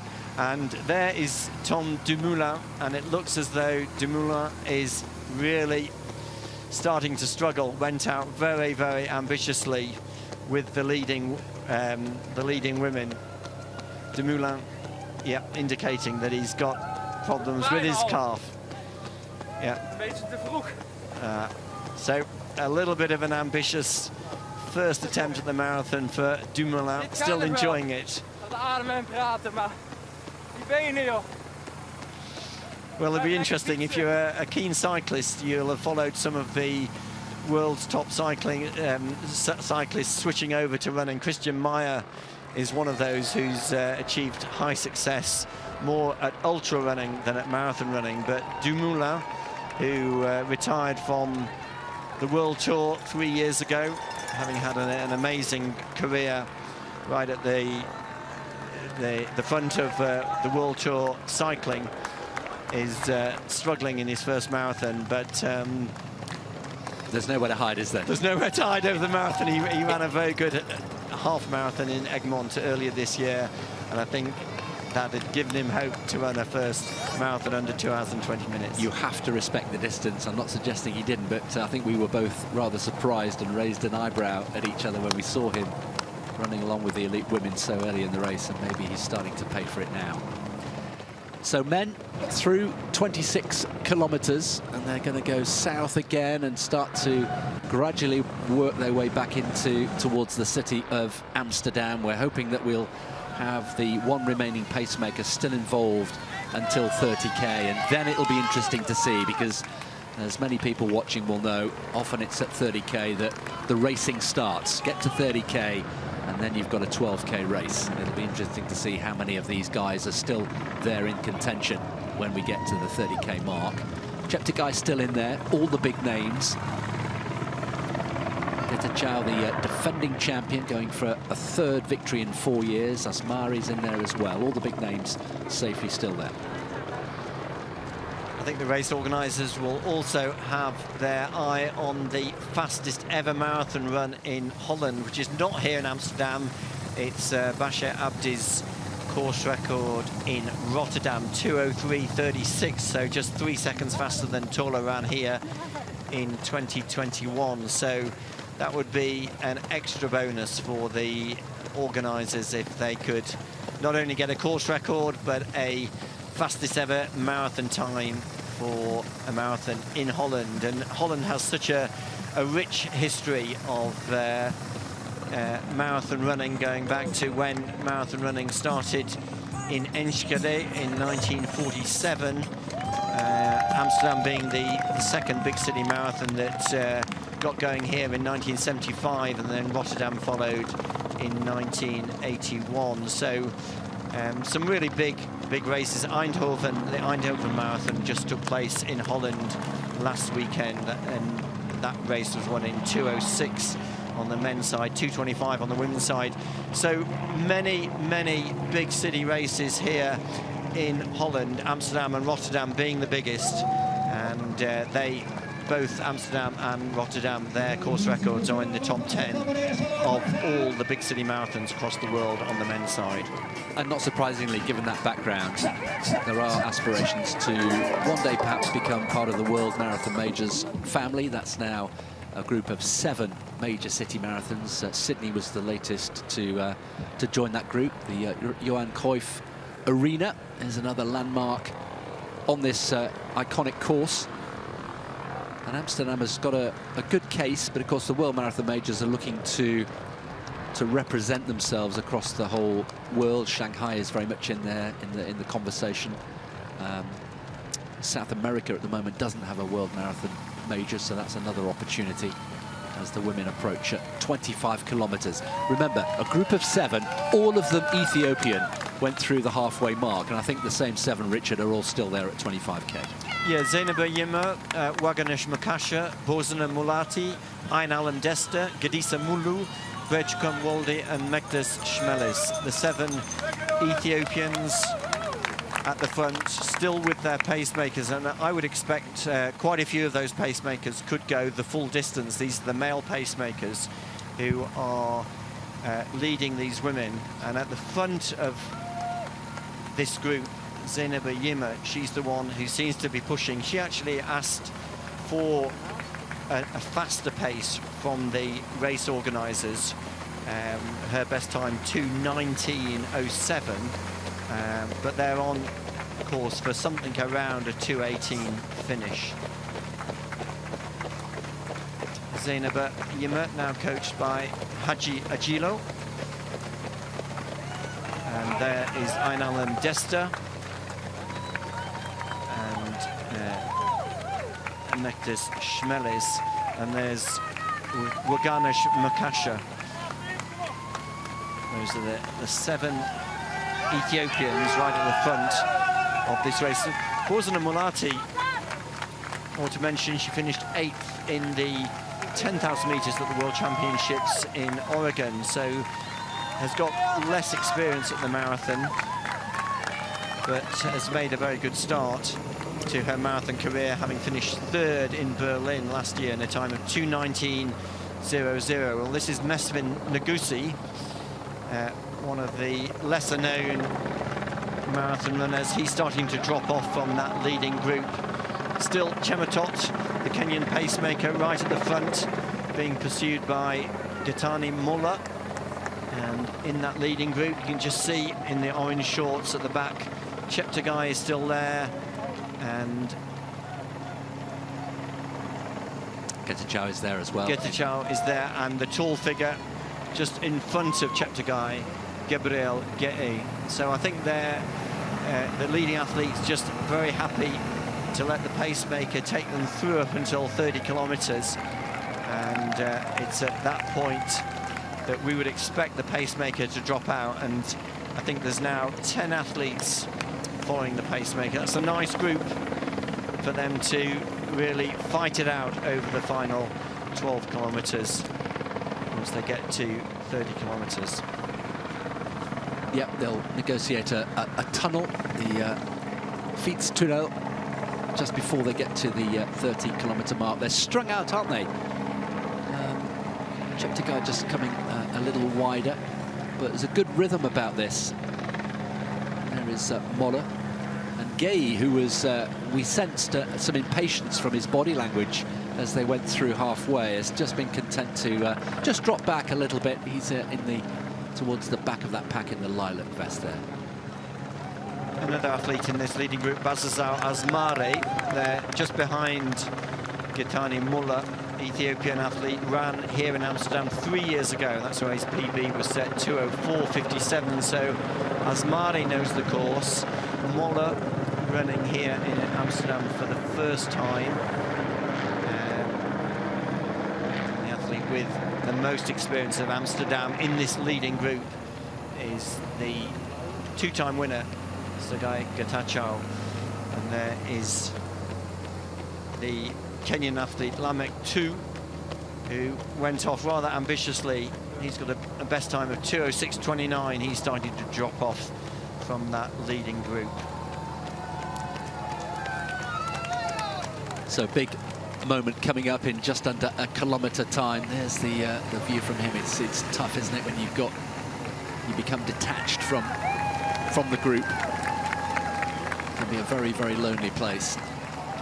Yeah, and I think this part of the course is one with far fewer spectators. It's the southeast district, Belmars, where highly residential, and they're still 5 or 6 kilometres from the city centre. They take a left turn at about 30 kilometres, and then they wind their way back into the city centre, where the crowds will be at their deepest. They come over the Amstel at 35 kilometres and then head back to the Rijksmuseum.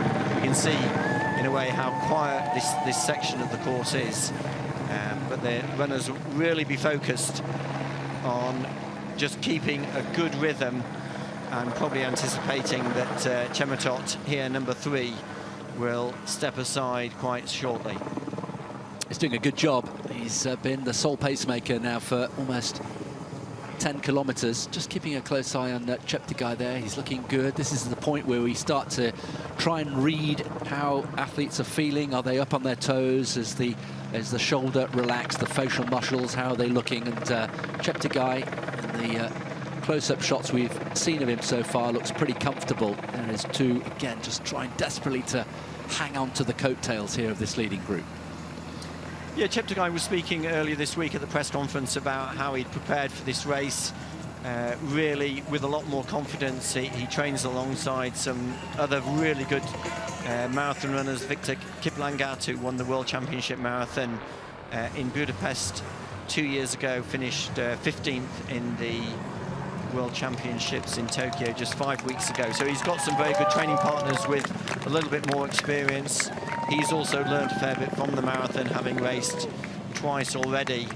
Had a very tough first outing in Valencia 2 years ago, and earlier this year in Tokyo, it was at this point in the race that he really started to suffer. So it's going to be really interesting to see if his training and his preparation, which is now geared much more towards the marathon, has picked up his weekly volume up to closer to 175, 180 kilometres, will really serve him well over this final quarter of the distance. So they're through 30 kilometres, and we'll try and give you a comparison compared to when Tola set the world record, sorry, the course record here 4 years ago. Yeah, that was 1:28.33. They're inside that. It's just a question of by how much. There were 17 seconds inside course record paced at 25k, and they've gone through there in 1:28.25. So that's now gone to 8 seconds. So they have just slipped back a little bit on course record, but they are still inside. And this, as you said earlier on, Richard, was where Tola really started to rip it up, didn't he, in 2021 when he set the course record, this particular section. Yeah, from 30 to 35k, he ran incredibly fast. I think that really from 30 to 40k ran 28:52, so he was doing 5k splits of around 14:25, 14:27, which really saw him come home in that incredibly fast time, 2:03:39 course record. So they're still under course record pace, 8 seconds under course record pace, but it's really what's going to happen now over this final 12 kilometers of the distance. They're still together, and the pacemaker, as we see, did drop out at 30 kilometers, and it is Gay, the fastest athlete in the field, wearing number 2, who collected his drinks bottle, and it looks as though it is the Tanzanian athlete who is wanting to push on, and last year's winner, Tsegay Getachew, has spotted the danger and has gone in pursuit of Gay. Well, how often do we see this? The drink station at 30k signals the time to start racing. And Gay, who's been impatient, been chomping at the bit there, has just started to lengthen his stride, as we see the chasing group, Phil Sesseman and Khalid Shukud in that group, just coming through 30k as well. Not too far behind, so running well. Tola is another debutant. He's in there, Daniel Tola. Sesseman looking pretty good. Has he still got a dog called Hailey? I think he has. I think he has, isn't it? Is it? And Kipchoge is these other, yeah, his 2 dogs. Exactly, yeah. He loves his dogs as much as he loves his running. But these 2 athletes on course for a PB if they can keep that pace going. And Chris, as you said, it looks as though that group, I think they're the 3rd group on the course, are not that far behind this leading group. We can see that leading group of 6 athletes with Chepkirui. I think he's running a very sensible race. He's a few meters off that leading group of 6, but he's still within contact, and we can see some of the other athletes, including Andu Alam Shifarao, dropping back.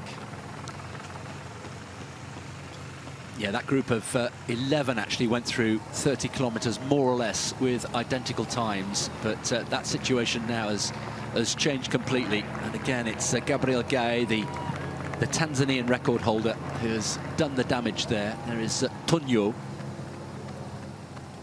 Yeah, they're Kenyan athletes who we saw earlier in that leading group. You can just see from the way he's running that he really is finding it tough. And I think that gap is going to get bigger and bigger. You can see right at the back of that group, Chepkirui running very, very sensibly, staying in contact, and it looks as though he's just closing down. So fascinating battle now as they approach the final 10 kilometers. Gay from Tanzania, clearly the athlete who is setting the pace, wanting to keep this fast pace going. Getane Mola, the Ethiopian, in pursuit. Tsegay Getachew there in 3rd place, wanting to stay in contact, and Chepkirui moving through very, very gradually, wanting to stay in contact. Well, very much more so than just staying in contact. He's just gliding through, and this looks to be some really smart, conservative running here by Chepkirui. Still the world record holder, remember, over 5,000 and 10,000 meters. I just wonder if it comes into the final few kilometers, maybe the final few hundred meters, Richard, whether his track speed will count for something. Well, if it came down to a sprint in the stadium, I'd certainly put my money on Chepkirui, but a lot can happen over the last 10 kilometers of the race. One of the lesser-known athletes there is the Kenyan number 8, Jeffrey Kipchumba. Not that experienced at the marathon. Got a best time of 2:05:46. Now that's Bazazao Asmara, who has started to lose contact with that leading group. We mentioned earlier, ran his best time of 2:04:46 here. This is the leading Dutch athlete, and she's almost a minute clear of the 2nd placed Dutch athlete. But it was more than a minute, and so it is starting to come down a little bit, that gap between Kietels and Loutens in 2nd place within the Dutch leading women through 32 kilometers. That group was 5. It's now, I think, 6. So I think the athlete at the back of that leading group has just managed to regain contact, and that's exactly what Asmari is also trying to do. Yeah, Bazazao Asmari has come back, and I think the reason for that is that we can see right at the front, Gabriel Gueye has just taken his foot off the pedal, and whereas a few minutes ago he was really stringing them out, he just moved a little bit to the side to see what his opponents have got left, and Gueye, whether he's actually going through a hard patch or whether he's just wanting to conserve a little bit of energy, but it's now the Ethiopian athlete Getani Mulla who is at the front, and Chepkirui much nearer to the front and has just gone ahead of the Tanzanian athlete. But Tsegaye Getachew still very nicely positioned in that leading group of 7 athletes. Do you think Gueye was trying to surge? Is this one of maybe a number of surges that he's just testing the rest, or did he go out a little bit too hard in that latest break, do you think? It's very hard to tell. He's still looking comfortable, I have to say. But clearly he has just backed off a little bit, whether he's struggling or we'll soon find out. But it is now the lesser-known athlete, the Kenyan Geoffrey Kipchumba, who is at the front of the race. Getani Mulla also, we've seen him for most of the distance near the front, or actually at the front. Getani Mulla got a best time of 2:03.34 from Dubai 6 years ago. So 3 Ethiopians there: Getani Mulla, Bazazao Asmara, Tsegaye Getachew, the Ugandan athlete Joshua Chepkirui right at the back of that group, Gabriel Gueye, the Tanzanian, the Kenyan athlete Geoffrey Kipchumba,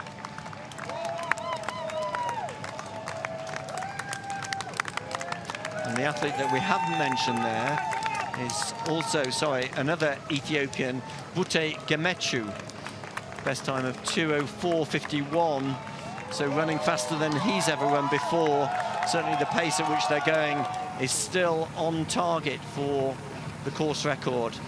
Now, here's the leading Dutch athletes going through 25k. That's we're seeing now Anna Leutjen going through in 1:28.19, so 55 seconds down on the leading Dutch athlete, Mickey Keitels.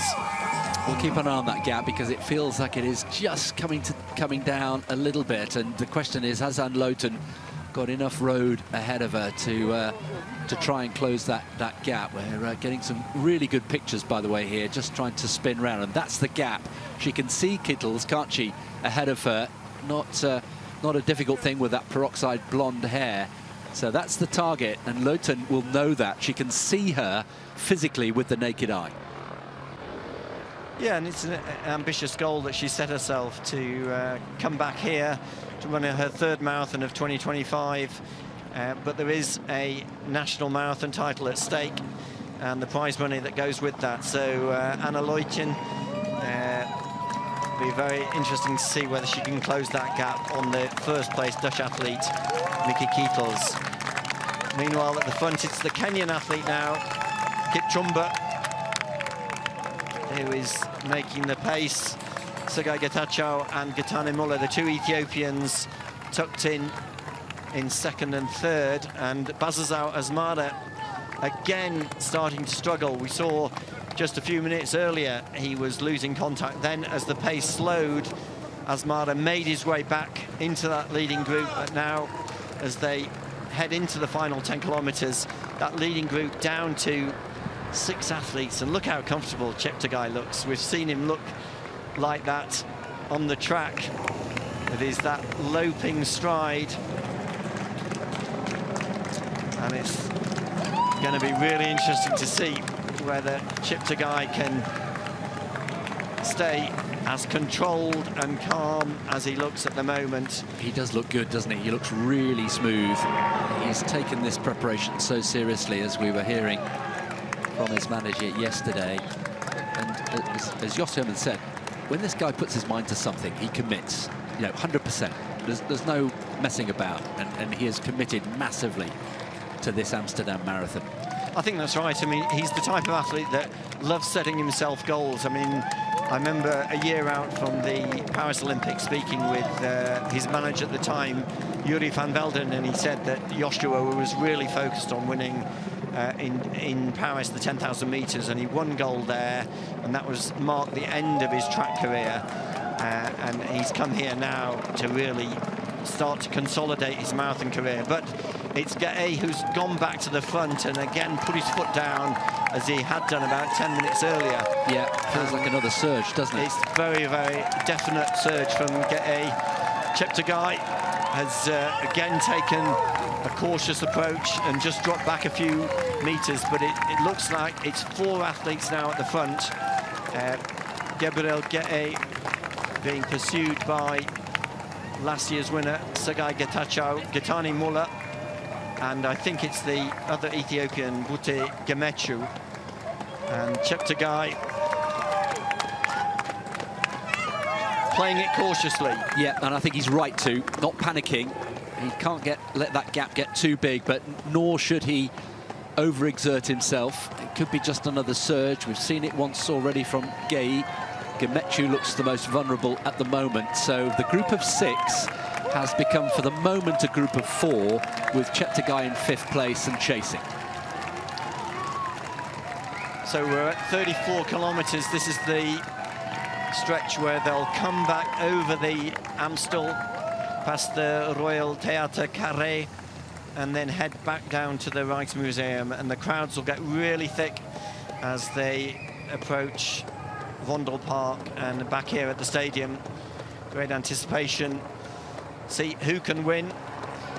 This is the 50th anniversary edition, and it is the Tanzanian Gabriel Gay trying to win his 2nd marathon of 2025, having won in Daegu in February.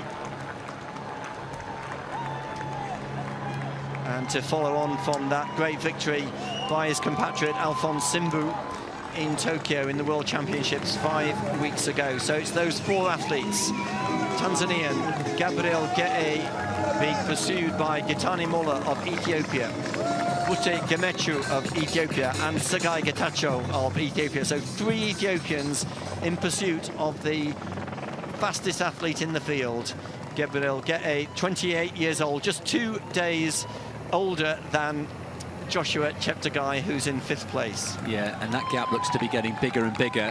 This is the 2nd surge from Gay, and this looks to be a decisive one as they go under the railway track, those trains trundling into Amsterdam Central Station. If you're Chepkirui, you're just hoping that 1 or 2 of these 4 will start to come back at you. He's just got to try and stay in contention there. And this is now Kipchoge who has hit the front. Yeah, I have to correct myself because I said 3 Ethiopians. It's 2 Ethiopians, Getani Mulla and Tsegay Getachew, at the back of that group of 4. At the front now, Geoffrey Kipchumba is the Kenyan who we've also seen trying to push the pace a bit earlier in the race, but now they're through 35 kilometres, and it is the Kenyan Kipchumba who is making the pace with Gay, the Tanzanian, in pursuit. Just over 7 kilometres of the race to go.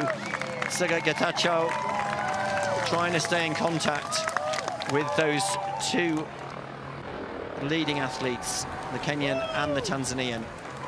Worth reflecting that we haven't had a Kenyan winner in the men's race here in Amsterdam for a couple of years. Joshua Bellet in 2023. There's the split time through at 35 kilometres. So, well, interesting, Chris. Their time through 35 kilometres is exactly the same time that Tamrat Tola went through 35 kilometres 4 years ago. So, if these leading 4 can keep the pace going, they're going to get very, very close. Okay, so our split has given 1:42.58, so they're inside. Sorry, 1:42.49, 9 seconds inside.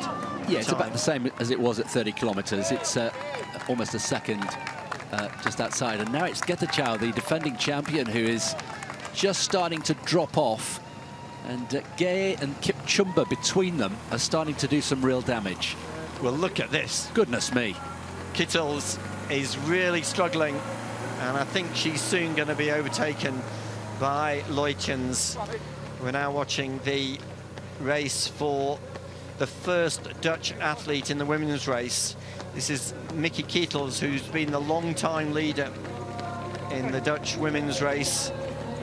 Remember, the Dutch national marathon title up for grabs here today, and Kittels is being reeled in by a very large group of athletes, which includes Anna Leutjens, the fastest Dutch athlete in the women's field.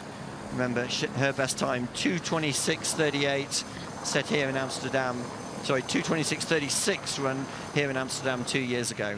A much more measured performance from Leutjens, and I'm surprised by how quickly she's reeled her in. Now then, a story unfolding here in the men's race. Sergei Getachew, winner twice here in Amsterdam, including last year, is the latest to start feeling the heat here.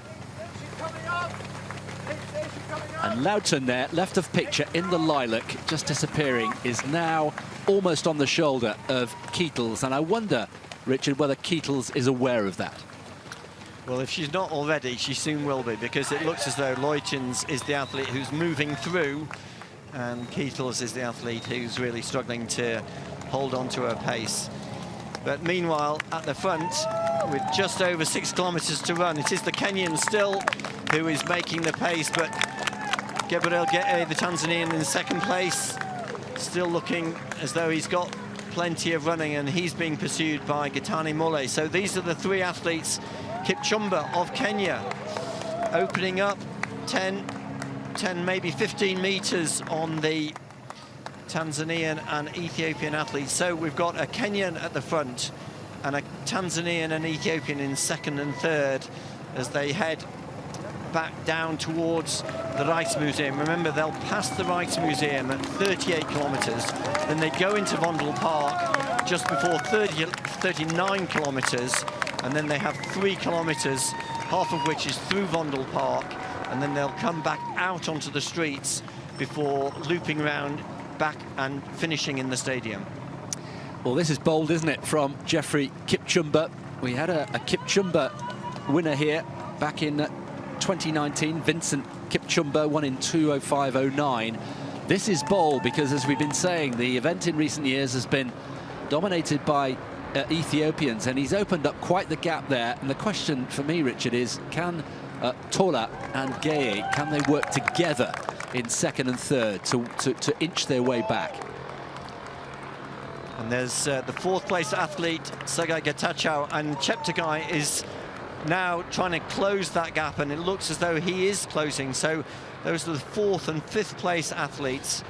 Sergei Getachew of Ethiopia in fourth, and right at the top of our screen in the orange shorts of Uganda, Joshua Cheptegei closing in on Getachew of Ethiopia. But at the front of the race, number 8 is Geoffrey Kipchumba from Kenya. He's opened up about a 20-25 meter lead over the second and third place athletes, Gete and Mola of Ethiopia. Well, Cheptegei still has enough time, doesn't he? He still has enough road ahead of him to try and pick off as many of these athletes as he can. And Muller has now just started to move away from Gay. So Kenya, followed by Ethiopia, followed by Tanzania. This is where they go over the Amstel River. Great views of the Theatre, the Royal Theatre Carré, as the athletes do that small up and down over the bridge. And I have to say, Kipchumba still looks really, really good, bouncing off the tarmac. Mola in second, opening up a small gap over Gabriel Gete, who I think for the first time in this race looks as though he's having to work really hard to stay with the Ethiopian in second place, Gitani Muller, but it's Kipchumba who's slightly extending his lead, just over 5 kilometers, almost exactly 5 kilometers to run. Yeah, looking very good indeed. The cadence is good. He'll have Vondel Park approaching pretty quickly. And if he can maintain, has he got enough here? Gaye in third, has got a target in Molla, the Ethiopian. Chepkirui, the world record holder over 5 and 10,000 meters, not out of it yet. The podium finish at the moment looking just beyond him, but a lot can happen in the final 5 kilometers of the race. Well, on occasion we've said that Amsterdam has been the springboard for these new athletes to make their name and then go on to greater things, and I just wonder whether this could be true of Kipchoge.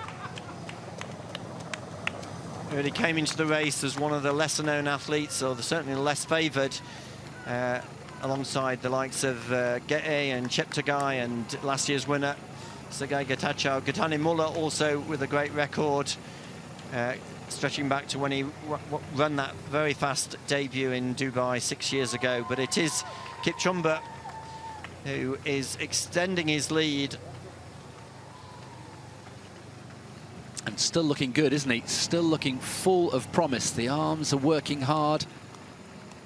Can't see any signs of stress at the moment. Has he broken the resolve of the chasing back behind him? Gaye and Molla and Getachew, and a little bit further back, Chepkirui. These are some big names. There is Chukwu, the leading Dutch man, running on his own. He too looking for a new personal best, 2:07.37, his lifetime best set here a few years ago. Well, he's by far, I think, far and away the leading Dutch athlete in the men's race. I think the second place Dutch athlete, Stan Niesten, he's got a best time of 2:10, so we're not expecting him to get near to Chukwu. What we're keen to see is whether Chukwu can set another personal best here in Amsterdam, as he's done a few times already in this race. Running here in Amsterdam for his 7th time. First raced here in 2015. And over the last 10 years, has slowly reduced his best time. But look at this. Kipchoge has got an even bigger lead as he approaches the Rijksmuseum. 4 kilometers to go. Just 25 years of age, a best time of 2:05.46. Not that much experience over the marathon. Has run over 10 kilometers. Fast time 27:36, but these are the 2nd, 3rd and 4th place athletes. Well, this is the race for the podium, isn't it, right there? And Getachew, you just wonder, as the defending champion, once again, starting to find something in the latter stages. Yeah, it looks as though Gabriel Gaye is the one who's really struggling now, being overtaken by Sergei Getachew, last year's winner. And as Getachew moves into 3rd, you sense that Getachew, not only with an eye on the podium, but an eye on trying to overhaul his compatriot Gaetano Molla. These are the 2nd, 3rd and 4th place athletes, and I think more than 100 meters up the road. We'll soon get a sense of how big that gap is as Geoffrey Kipchoge strides away, clear in the lead.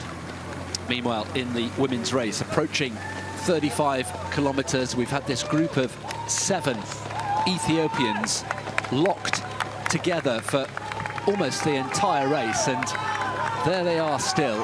They went through 30 kilometers in just outside 1:38. In fact, that was a group of 6 at the last split, but Malati is there, Welde. It looks as though there's 4 athletes there now at the front of the women's race. Bosna Malati, F3. F8 is Bujkan Walde, athlete coached by Tessema Abshiru. Also, I think it was Waganesh Makasha was also in that group. But here's Kipchoge already now into Vondel Park with a sizable lead, so just over 3 kilometers. These are the 2nd, 3rd and 4th place athletes. And we can see if we look further up the course, there's no sign of Kipchoge. So Kipchoge looks as though he's got a comfortable gap having to work really hard to stay in contact with the two Ethiopians in second and third. Well, he deserves this, does Kipchumba, if he can see this through. He has been working so hard. Once he got ahead, he didn't relent. He just kept pushing and pushing and pushing. And that's all credit in the bank, isn't it? That he can now start to enjoy. And the battle, for me, is now between Getachew and his compatriot Molla for second place. Gay looks to be not spent, but it looks to be drifting away, that podium finish, and we wait to see how far back Chepkirui is in fifth place. So 3 kilometres of the marathon to run for our leader. Geoffrey Kipchumba will be looking for his split at 40k. Tola went through 40k in 1:57.25, and we're sensing that Kipchumba is still close to that course record set by Tola 4 years ago. These are the second and third place athletes, the two Ethiopians, Getane Molla and Segai Getachew. But Kipchumba still working very hard and looks as though he's extending his lead. Well, this is a delightful part of the course. They went through here, of course, right at the start of the marathon. The women went through 35 kilometers in 1:54.28. A group of 4 now. That group of 7 Ethiopians is now a group of 4 with Desta Walde Shimeles, who is the debutant, and Mulati. And it's Mulati, as we can see on the screen, who is actually struggling to stay with those leading 3 women, Ain Alem Desta, Burchkom Walde and Megdes Shimeles. So at the front of the women's race, it's 4 Ethiopians. And at the front of the men's race is the lone Kenyan, Geoffrey Kipchumba, running by far his fastest ever marathon. Came into the race with a best time of 2:05.36, and today on target to run almost 2 minutes faster than that as Kipchumba approaches the 40-kilometer point. These are the second and third place athletes, Segai Getachew and Getane Molla, really fighting it out between them. But I think their hopes of winning here and Getachew's hopes of winning a 3rd title in Amsterdam seem to be disappearing. Yeah, he's constantly looking round, is Getachew. He just wants to know whether the podium finish is secure. Not quite yet. Approaching the 40-kilometer mark is Kipchumba. There he is through 40 kilometers, and very shortly he'll exit Fondle Park and take a left-hand turn, and then he's very much into the final mile or so of this Amsterdam marathon course. It really has been a bold performance here from Kipchumba, one of the lesser-known names. All the talk of Getachew and Gay and Chepkirui. Well, at the moment, he's blazed a trail, and they're all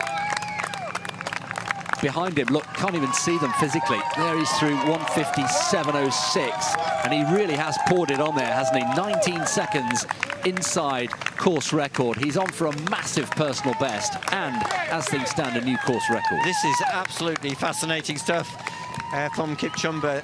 19 seconds inside Tola's course record from 4 years ago. Remember when Tola won here in 2021, he then went on to win not only the World Championship title in Oregon in 2022, but then become the Olympic champion last year in Paris. So when Tola won here, it really set him up for his 2 big championship wins in the following 3 years. Well, Kipchumba is not only on target for a first big city win, but also could get very, very close to Tola's course record. 37 seconds his lead at 40 kilometers. That's how devastating that kick was, and surely now, with less than 2 kilometers to go, he's got this race won. The wheels would seriously have to come off here, wouldn't they, for Kipchumba to deny him this victory, and still he's working hard, really hard, even at this stage of the race. Here's the second and third place athletes. At least they've got each other for company to push each other and try and stay ahead of Gabriel Gete, the Tanzanian. And there's a quick glance back from Getachew just to check that they had that gap. And it's Kipchoge who comes out of Vondel Park. And this is a little bit a difficult part of this course because he has to navigate his way between the tram tracks. Yes, and Getachew a few years ago, didn't he, when he won in 22, said he found it quite awkward. He got his, I think, heel stuck in one of the tram tracks at one point, and it was quite painful. And there you can see Kipchoge just tiptoeing his way across the tram tracks.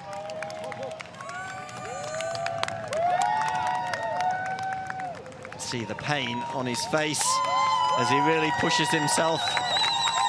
Just under a mile to go. At 1,300 meters of running. What a great run this has been. Still pushing himself. He'll have a right turn and then a left turn. And then he'll start to see the Olympic Stadium and the women's race really starting to split up. There's Matthias Kyburz, the Ethiopian, starting to lose contact. I think it's the two Ethiopian athletes, Berchkan Wolde and Waganesh Makashai. Sorry, I think that's Aynalam Desta and Berchkan Wolde right at the front. So Kipchoge, just 1 kilometre to go. And this would be the biggest win of his career, no doubt about it. It's going to be a huge personal best. And at the moment, he's on for a new course record. This was not in the conversation in the lead up to this race, not at all. With all due respect to Geoffrey Kipchoge, he wasn't being talked about. He wasn't at the press conference. And look at him continuing to work hard. It's hurting. There's a reason for that. It's not meant to be easy. And he has thoroughly deserved this victory today, assuming that he can get the job done, and the battle behind for second and third between the two Ethiopians continues.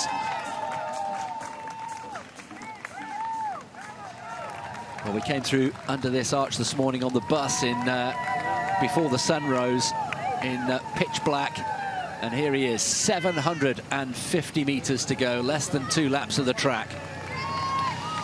So the course will swing round to the left. I just hope that he doesn't follow the lead vehicle, which is going to peel off to the right. So Kipchoge, with about 600 meters to run, he's got a left turn and then a right turn, which will bring him into the stadium with just over 200 meters to run. And he's being instructed by that lead motorbike correctly to go round to the left. That was the point at which last year Getachew, who's currently in third, went straight on. He's negotiated that left-hand turn beautifully, taking the inside line, and he's almost there. Let's keep an eye on the clock. Remember, the course record, 2:03.39, set by Tamarit Tola, the Olympic champion in 2021. And now he can enjoy himself, but still he pushes on, still he pushes. And there through the arch, and any minute now, we will see him with the naked eye. We're waiting for him, along with several thousand other people inside the Olympic Stadium here in Amsterdam. What a moment this is for Geoffrey Kipchoge from Kenya. There's the battle behind for second and third between the two Ethiopians. But now the victory lap, half a lap of the track, 200 meters. Amsterdam awaits Geoffrey Kipchoge. What a surprise this is. He's going to break the course record. Remember, his personal best, 2:05.46, coming into the race today, and still he pushes on. The crowd roaring him on inside the stadium. We still don't know who will be second or third, and there he is coming through. Let's keep an eye on the clock, 2:03.39 into the last 30 meters. He's going to smash the course record. Geoffrey Kipchoge from Kenya has produced an enormous upset here. Geoffrey Kipchoge is the champion in the 50th anniversary of the Amsterdam Marathon. He has smashed his personal best and has produced a brilliant performance, a new course record. That is bold. That is really bold running by the Kenyan. And he is the marathon champion here in Amsterdam in 2025. Sensational running by Kipchoge, taking the title here. New course record being congratulated by Haile Gebrselassie, the winner here 20 years ago, and the second and third place athletes now into the home straight. Sergei Getachew just holding off Gitani Molla. Last year's winner, Sergei Getachew, waving to the crowd. Second for Getachew this year, third for Gitani Molla, also being congratulated by Haile on the finish line. Well, what a race that was. Terrific. The number of times the lead changed in the last 10 kilometres was extraordinary. There is Gay coming home for 4th place, the Tanzanian. And we still wait for Joshua Chepkirui. He's just crossing the line now, just out of picture in 5th place. So Chepkirui. So East Africa represented there across the top 5. 2:03.31 was the course record winning time. A warm embrace between Gabriel Gay and Chepkirui. And Chepkirui 2:04.51. I think that will go down pretty well. That's another big chunk for Joshua Chepkirui. So the top 6 safely home. What a race that was. Kenya upsetting the form book here. Sergei Getachew, the winner here last year and in 2022, having to settle for 2nd place. So Kenya 1, Ethiopia 2 and 3, and Tanzania in 4th place with Joshua Chepkirui. There he is, just recovering. And a smart race. That's another chunk off his personal best. He's taken over a minute off his personal best. Now, Khalid Choukoud, the Dutch champion, age 39, and he too is going to be heading towards perhaps a personal best. He's got about 1 minute and 10 seconds to get across the finish line. He's got 1 or 2 more twists and turns to come. He is comfortably going to be the first Dutch athlete home. His consistency is quite extraordinary. He'll be 40 in a few months' time. 1 more right-hand turn to come. And is he going to do it? I think he's going to be just outside his personal best in his 7th appearance in Amsterdam. There he is, just over 200 meters to go, and he's got 30 seconds to get across the finish line. He's just coming into view now opposite our commentary position. It's going to be just beyond him, I think, but it'll be one of his top 3 best times ever in the marathon. He's beaten some big names today, and the Dutch fans here in the Olympic Stadium greet the Dutch #1. What another fine performance from Khalid Choukoud. 8 times the Dutch champion. He's going to come into view round the final bend any second now. There's the motorbike, and there is Khalid Choukoud just outside his personal best. 50 meters to go, roared on by the crowd. What a moment this is. The Dutch master has done it again, and he will be the Dutch champion for the 8th time. A brilliant performance, almost bang on 2:08. He has to be happy with that. Age 39, Khalid Choukoud is the first Dutchman home, and that is an outstanding performance from Khalid Choukoud. Much improved on his performance from 2023.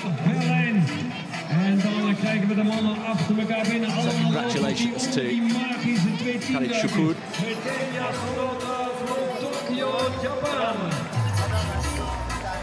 A warm embrace with the director of Le Champion and all the VIP dignitaries who will be part of the presentation party. So our attention now switches to the leading women, and it's been Ethiopia all the way. And here we have Berkutan Welde and Anyelem Desta, who are locked together here. Welde closest to the camera there. He's had a fine race here. Just 21 years old. She won the Prague Marathon earlier this year in her personal best of 2:20. There she is in the red. Berkutan Welde, an excellent cross-country CV as well.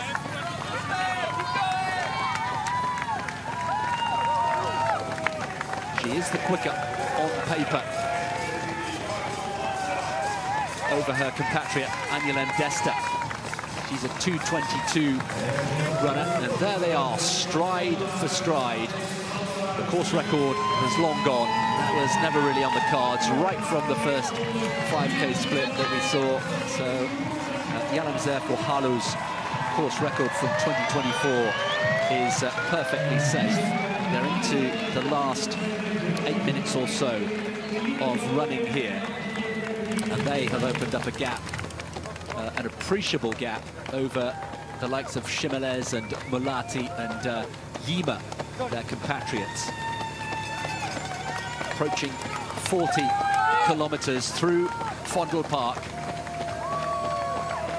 for the second time, and really starting to press on the gas here. Anyelem Desta just furthest away from the camera there, the slightly taller of the two athletes. Berkutan Welde, who was one of the athletes put up at the press conference and said that she plans to win. Very emphatic, very bold assertion. Training has gone better than ever, she said on Thursday. The male pacemakers have done a terrific job. They've still got a little bit of shelter there. They can slipstream.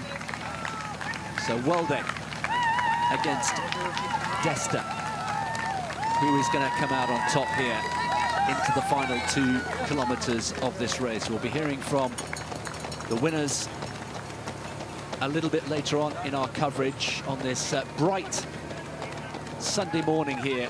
And, well, they talk about taking the gloves off and taking the fight. That was the moment when the compression sleeve came off.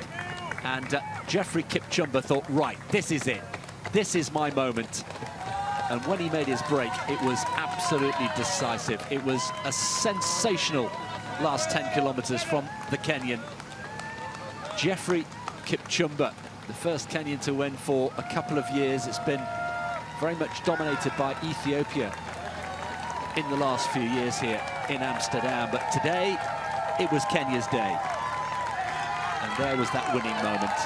Jeffrey Kipchumba. A new course record, a terrific performance, and a massive personal best. 2:03.31, beating Tamarit Tola's mark of 4 years ago. Out of Fondle Park, Welde, now. Oh my goodness, they're all over the place. They didn't know which way to go.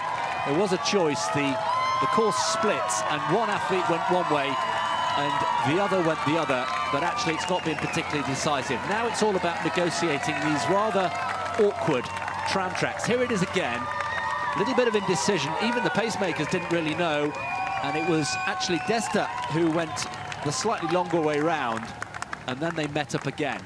Now they're back together, and they're into the final 1.5 kilometers. There is Desta. Now then, she's made a push for home, and Welde now is chasing. Anyelem Desta, who is only the 9th fastest athlete in this field. There is Welde, and now there's a little gap opened up of about 5 or 6 meters. And Welde has got to respond here. He has just over 1 kilometer. We know it's going to be an Ethiopian podium, 1, 2, 3. We've known that for some time. Can Welde find something? She said she plans to win. Well, at the moment, she's in 2nd place, comfortably so. No doubt about it. She's got almost a minute over the athlete in third place, Shimeles. But at the moment, it is Aniela Desta, whose personal best is 2:22.11. Remember the course record set here last year was 2:16.52. That's not going to be trouble today, and that gap looks to be getting a little bigger to me.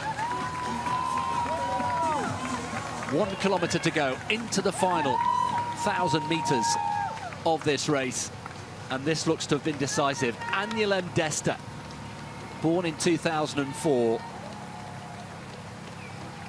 just 21 years old. Both these athletes in 1 and 2 the same age, and that gap getting bigger and bigger stride by stride. And it looks to me as if Aniela Desta has now got this Amsterdam Marathon won. Weldy will keep pushing, she'll keep trying, but it looks as though she will have to settle for second place today. The flags fluttering on top of the Olympic Stadium, where we wait for the winners of this women's race. 750 meters to go for Aniela Desta, heading for the biggest win of her career. That's the view from the athlete in second place, Bertakan Weldy. Just a couple of more turns. There'll be a right, then a left, and then another right. But Aniela Desta can now surely start to enjoy this moment. What a run it's been. There were 7 athletes, all from Ethiopia, all working hard together. And now she's regained the spring in her step. There is the right turn, then the left turn. Make sure you turn left, don't go straight on like Getachew did last year. Here's the left, and then there'll be a final right-hand turn into the stadium. And we're looking at the arch from the streets as they come into the stadium. Just moving away to the right in anticipation of that right turn. Great crowds on the streets of Amsterdam yet again in its 50th anniversary. A real special buzz about the city in 2025, the 750th anniversary of the city of Amsterdam. They've come out in great number today, and here is Aniela Desta about to enter the stadium. People are on their feet all around us, left and right and opposite, all wrapped up in their autumn clothes. And here she comes, Aniela Desta, into the stadium. 200 meters to go. She is going to smash her personal best. She's not that far outside the course record, in truth. It's been a terrific run here. Really has. Aniela Desta still with male company, pushing hard into the final bend. Less than 50 meters to go. She should come inside 2 hours, 18 minutes. She will knock off a good 3 minutes from her personal best. And Aniela Desta is the winner of the Amsterdam Marathon, the women's marathon in 2025, just outside 2:17:30. What a win for Aniela Desta in Amsterdam in its anniversary year. Congratulations to Aniela Desta. Yeah, and I think he was looking down on her today. That was a terrific performance. And the second place goes to Bertakan Weldy, Ethiopian. In the end, it was a straight shootout between the two of them, and it was Desta who came through to take the win. So we await the arrival of our third woman. Last we heard it was Nikitis Shimeles. Hier over de finish, Peru Bijl van PAC.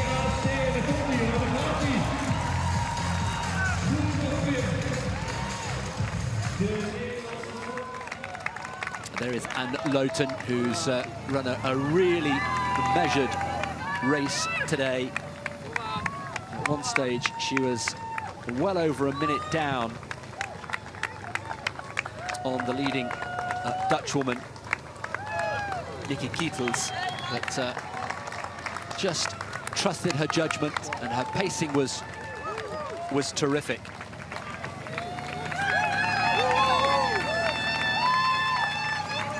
And Anne Lowton in Fondle Park, the leading Dutch woman, the Dutch champion before today. The Dutch championships also at stake here today, remember.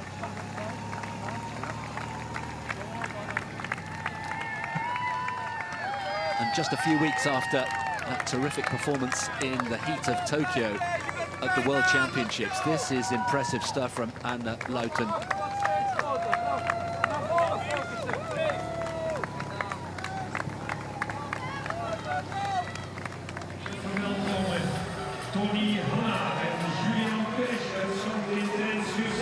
And Chemelles. Kennis Chemelles is the third place finisher in the women's race here in Amsterdam in 2025, just inside 2:20 for Chemelles on her debut. Terrific debut from the Ethiopian. So an Ethiopian podium yet again here in Amsterdam. The top three home, and our next arrival will be, from a domestic point of view, the Dutch champions, and that's how hard it is, even for the very best in elite marathon running. So Anne Lowton,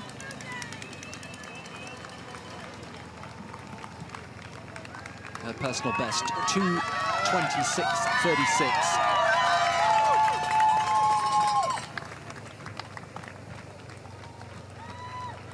Set here in 2023. She has just over 2 kilometers to go.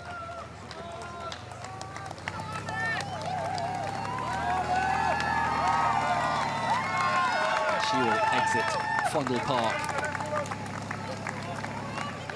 very shortly. It's a terrific place to be. There's so much activity in Fondle Park. The autumn colours are, as always at this time of the year, quite delightful. The leaves just starting to turn. It's really sheltered.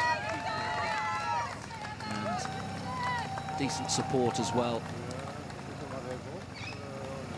There'll be a left-hand turn as she exits the park.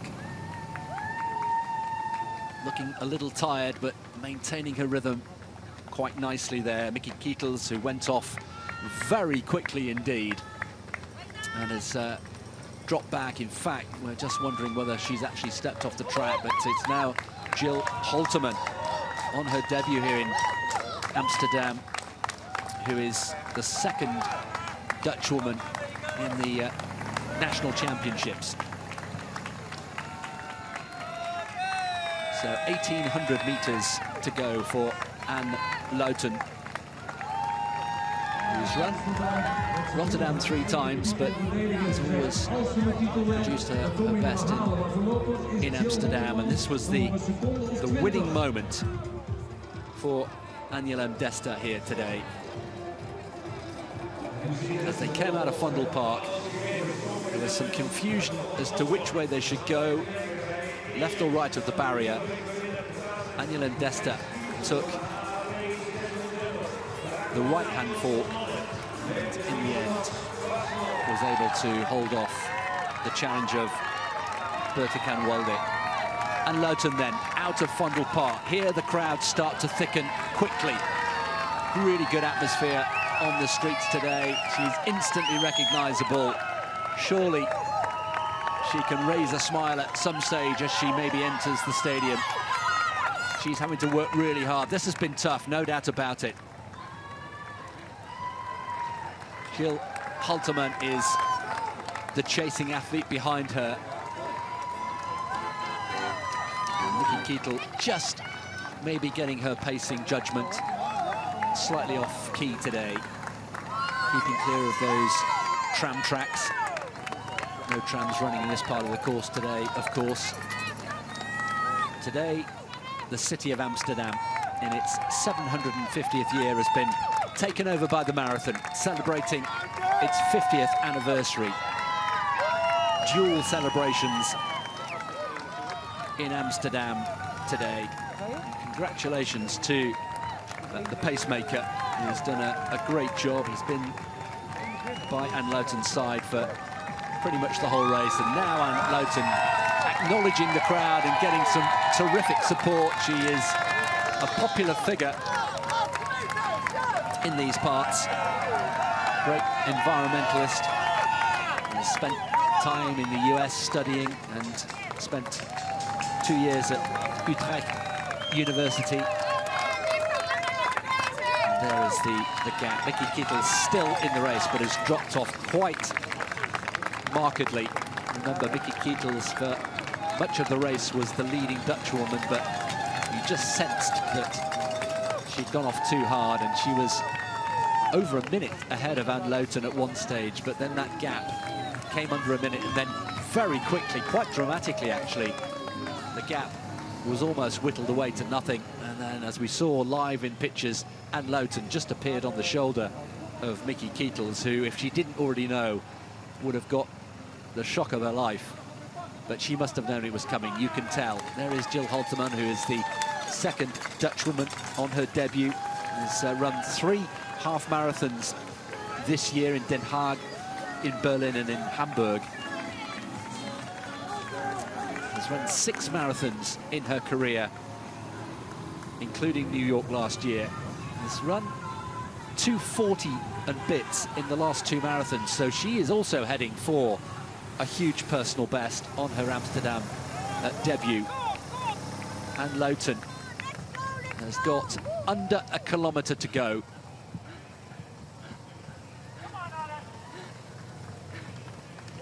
Really continues to work hard here. This is tough, even for the very best in the business. 750 meters to go. She can almost smell the Olympic Stadium. The elite men continue to come over the finish line. Still a trickle of male finishers, but Anne Loughton will get a terrific reception. Now she can relax. Just over half a kilometre to go. It will feel a lot more than that. The pacer doing more than just the pacing, trying to whip up the crowd. Here's the left-hand turn. Don't go straight on Anne, she knows the course. The left here, and then the right, and then the stadium, and then you know you've done it. And the stadium, the Olympic Stadium, which hosted the first marathon in 1928.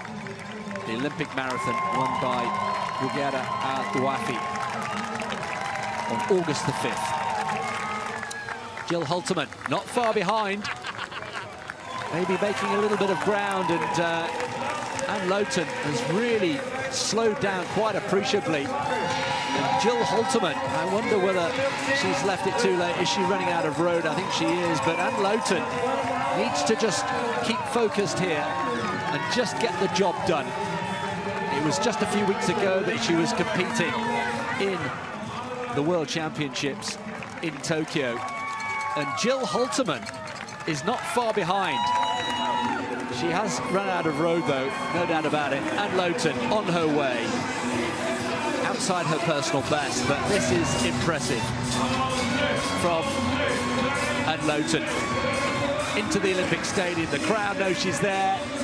The man on the PA has announced her arrival, and Jill Holterman has rallied well here in the last couple of kilometres. But here comes Anne Loughton into the final home straight.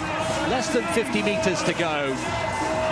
She retains her Dutch title just 6 or 7 weeks after competing in Tokyo at the World Championships. She's slowing down. This has really been tough today. But Anne Loughton is the Dutch champion in 2025. Congratulations to Anne Loughton. And fast finishing behind her is Jill Holterman. In the end, just less than a minute behind. A warm embrace for Anne Loughton. And Jill Holterman, well, didn't she rally well? Just coming into view now in the white vest. This will be just outside her personal best as well, but on her marathon debut in Amsterdam, just outside 2:29. So the top two Dutch women are home. That was tough. Really tough. Congratulations to Jill Holterman, and congratulations to all the finishers here today in Amsterdam. Tom Dumoulin, there is Nikki Kietels, who was the leading Dutchwoman for much of the race.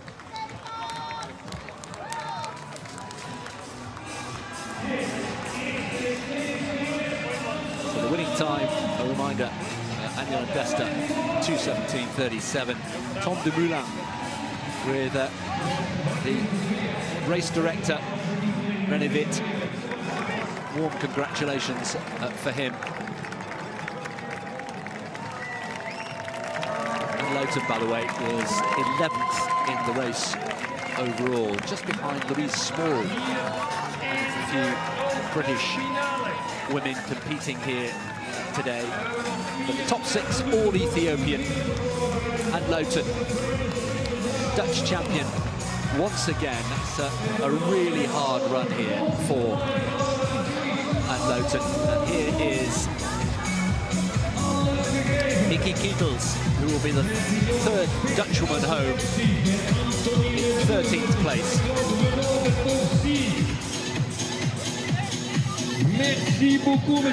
Only her second ever marathon for Nikki Kietels. You can just see those pictures don't really need any commentary, do they? With so many athletes flat out on the track. That's how tough it has been today. Nikki Kietels with the blonde hair coming into the home straight, raising a smile. Getting a great reception.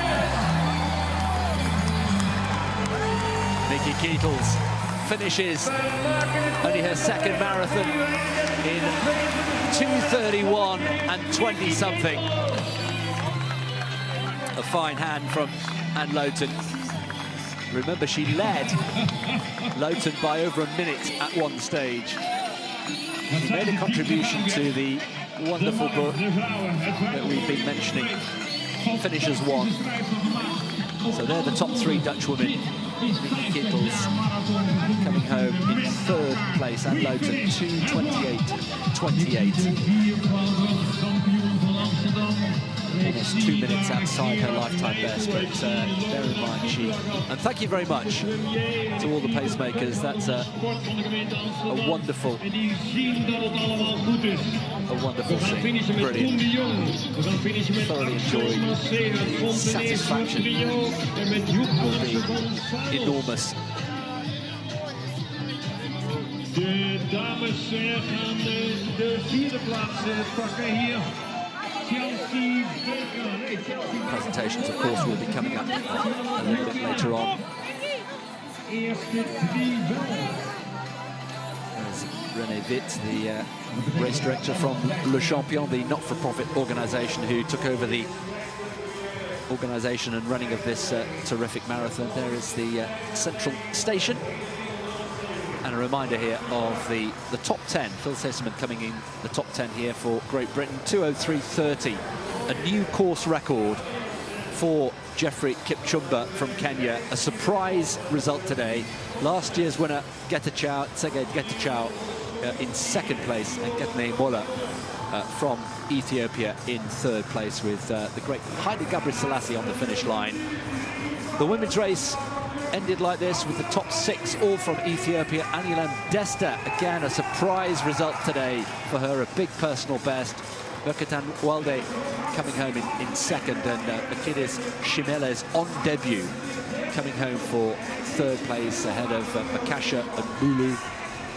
And just outside that top 10 in 11th place was Anne Lowton, the first Dutch woman home.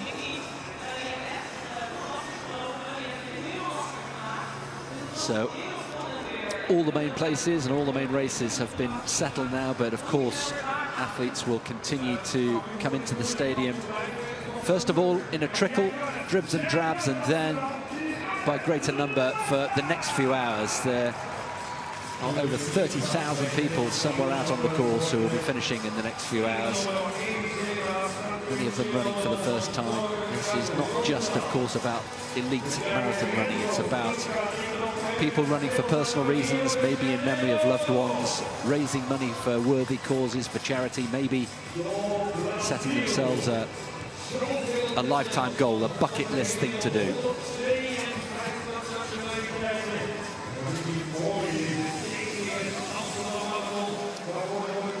Well, Richard Nareko's been down to do some interviews. We'll bring those to you a little bit later on. But Richard, we've been in our commentary box for the whole morning. You've been out on the track. What are conditions like down on the track at the moment? Yeah, I mean, been very, very good conditions here in Amsterdam, as we've often seen in recent years, and that allowed the fast times that we've seen today to unfold. Kipchoge delighted with his win today in a new course record, 2:03:30, and 5 athletes actually going under 2:05, including Chepkirui, who I just had a quick word with a few minutes ago, was very pleased to have improved his best time from earlier this year in Tokyo, going more than a minute faster today in Amsterdam in his 3rd marathon, finishing in the time of 2:04:52, just 16 seconds behind the Tanzanian Gabriel Gete, who finished in 4th place. On the screen are the 2nd and 3rd place athletes. Sergei Getachew, unable to defend his title from last year, but again having a very strong performance. There he is, waving to his fans, just finishing a stride or two in front of his compatriot Gaetano Mollem, being greeted on the finish line by Haile Gebrselassie, coming here to celebrate the 50th anniversary edition today. And there's our winner from Kenya, surprise winner, running 2:03:30 in only his 2nd marathon. So a big surprise here in Amsterdam, a new course record and first big city marathon win for the Kenyan, Jeffrey Kipchoge.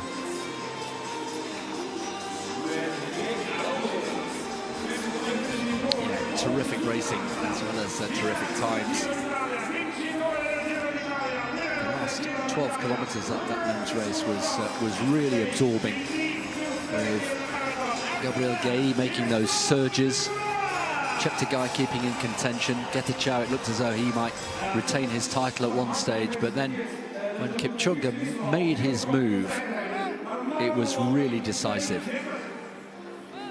And you'll know this, Richard, the old cliche of, if it's hurting you, it's hurting the others as well. And you could tell it hurt him, but he kept pushing. He did over that last 10 kilometres. He broke clear, and he could have just probably stayed in front by 100, 150 metres, but he kept on extending his lead, and it was that real effort over the final few kilometres through Vondel Park that saw him come home in a new course record. Just to review some of the other fast times run by the leading male athletes. Aaron Kifle from Eritrea running a best time of 2:07:12 in 8th position.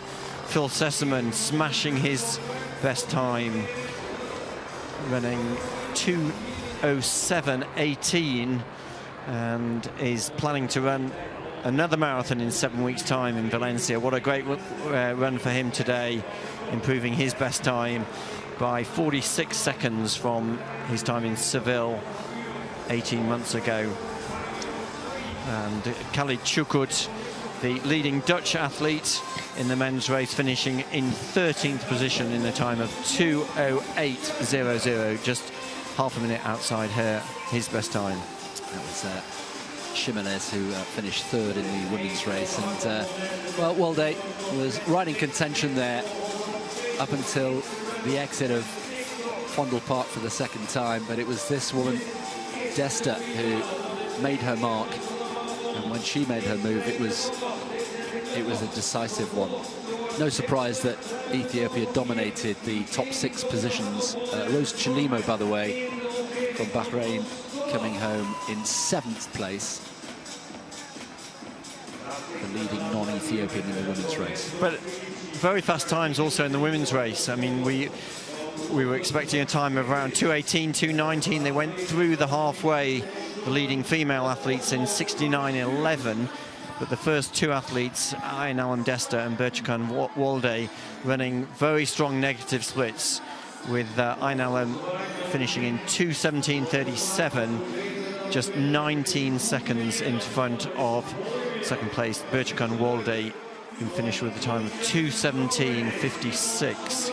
So the first 2 athletes under 2:18, and the third place athlete just under 2:20 in a time of 2:19.56. That was Mekdes Shmeles, also of Ethiopia.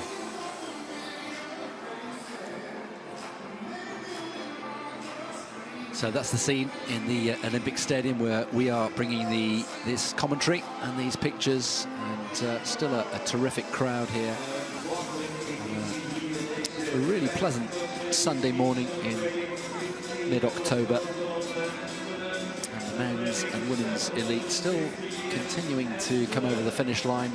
We're in very good club runner territory here. The live clock at 2:40. Khalid Shukud.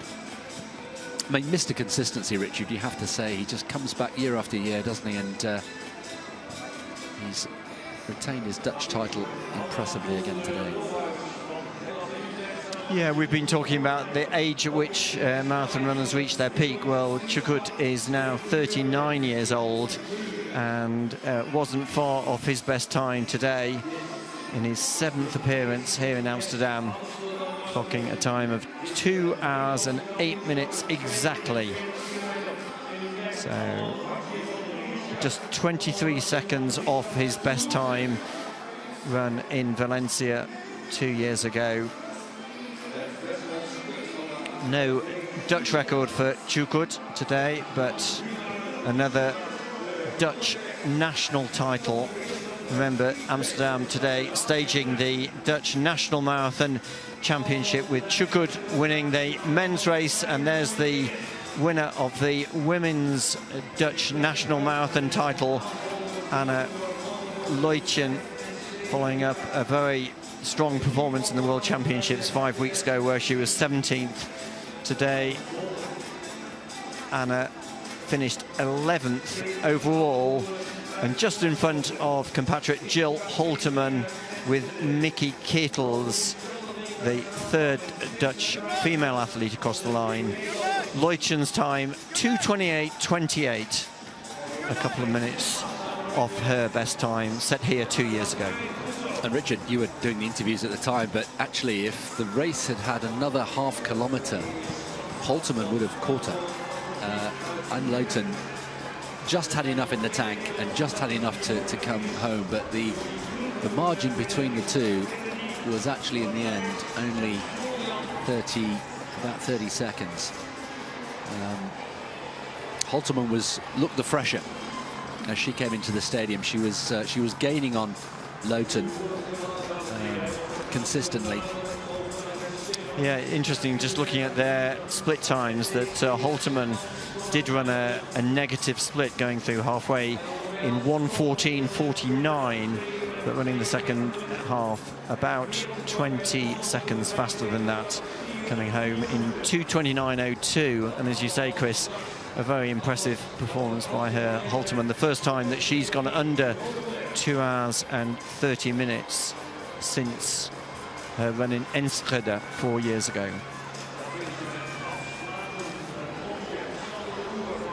So the celebrations continue here in Amsterdam on the 50th anniversary of this terrific event. We have the half marathon to bring you later. That'll be taking place, and the athletes now getting ready for the presentation and the medal ceremony.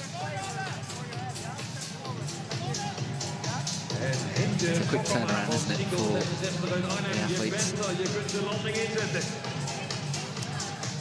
But they'll be going crazy, won't they, in Nairobi today, because all the talk was of the likes of Chepkirui from Uganda, or Getachew from Ethiopia, or Gei from Tanzania, and in the end it was a Kenyan.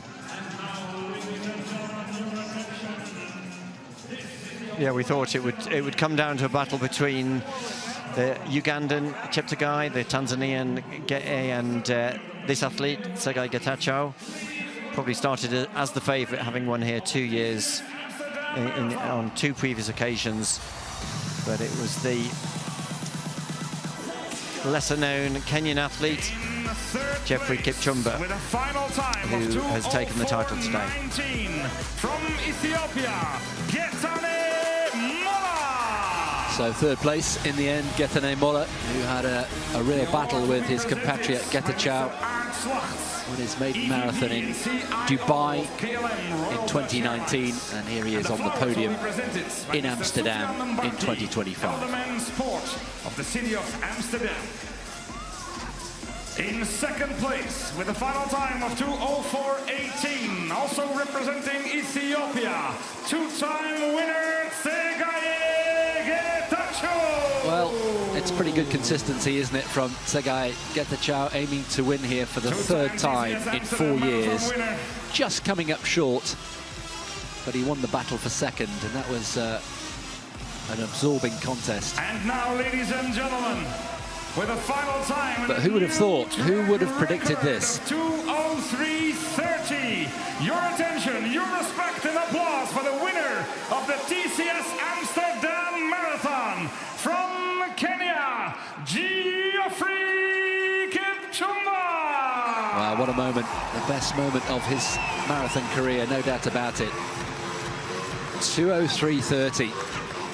The course record that was set up, all the pacing was set up with that in mind, wasn't it? But it still had to be delivered. And Jeffrey Kipchumba, with a massive personal best, has taken over 2 minutes off his lifetime best. And that's the mark to beat in 2026. There it is, 2:03.30. Yeah, and Kipchumba ran a very strong negative split, went through halfway 62.15.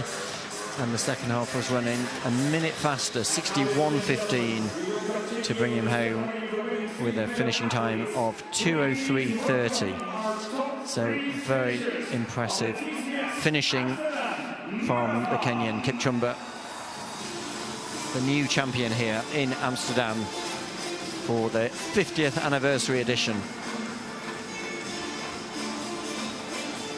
And so the top 3 finishers in the women's race, all Ethiopian. Third place, with a final time of 2:19.56.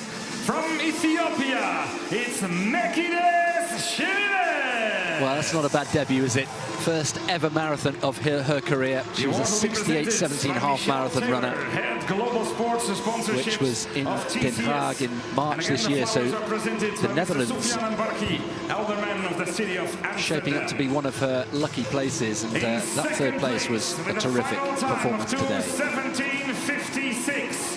Also from Ethiopia, it's Bertukan Vale. Well, Bertukan, well, they said at the press conference on Thursday, I'm here to win.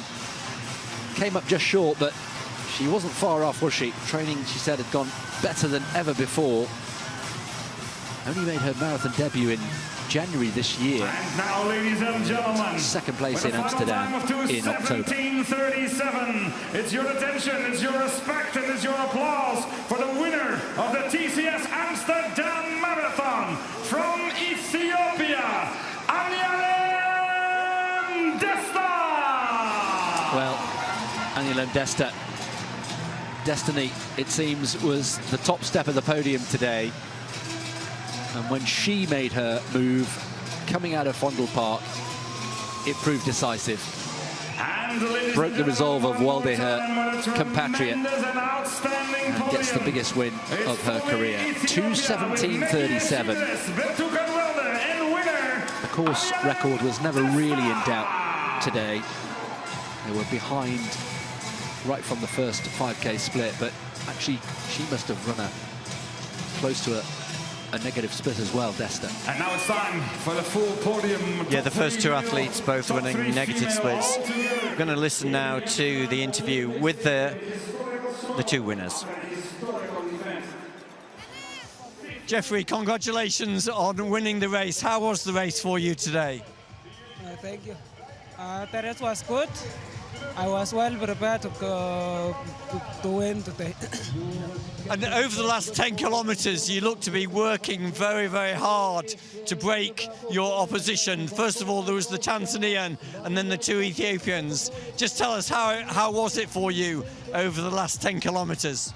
I was feeling strong, and that is why I decided to push alone to try to run my personal best. And today it was just your second marathon. Were you surprised at how fast you ran? You ran more than 2 minutes faster than you've ever run before for the marathon. Yes, I'm surprised because to run my personal best. Sorry. Well, Jeffrey, we're really pleased for you, and congratulations again on becoming the winner in a new course record. Thank you so much. So I'm still excited. Maybe we'll talk later. Thank you.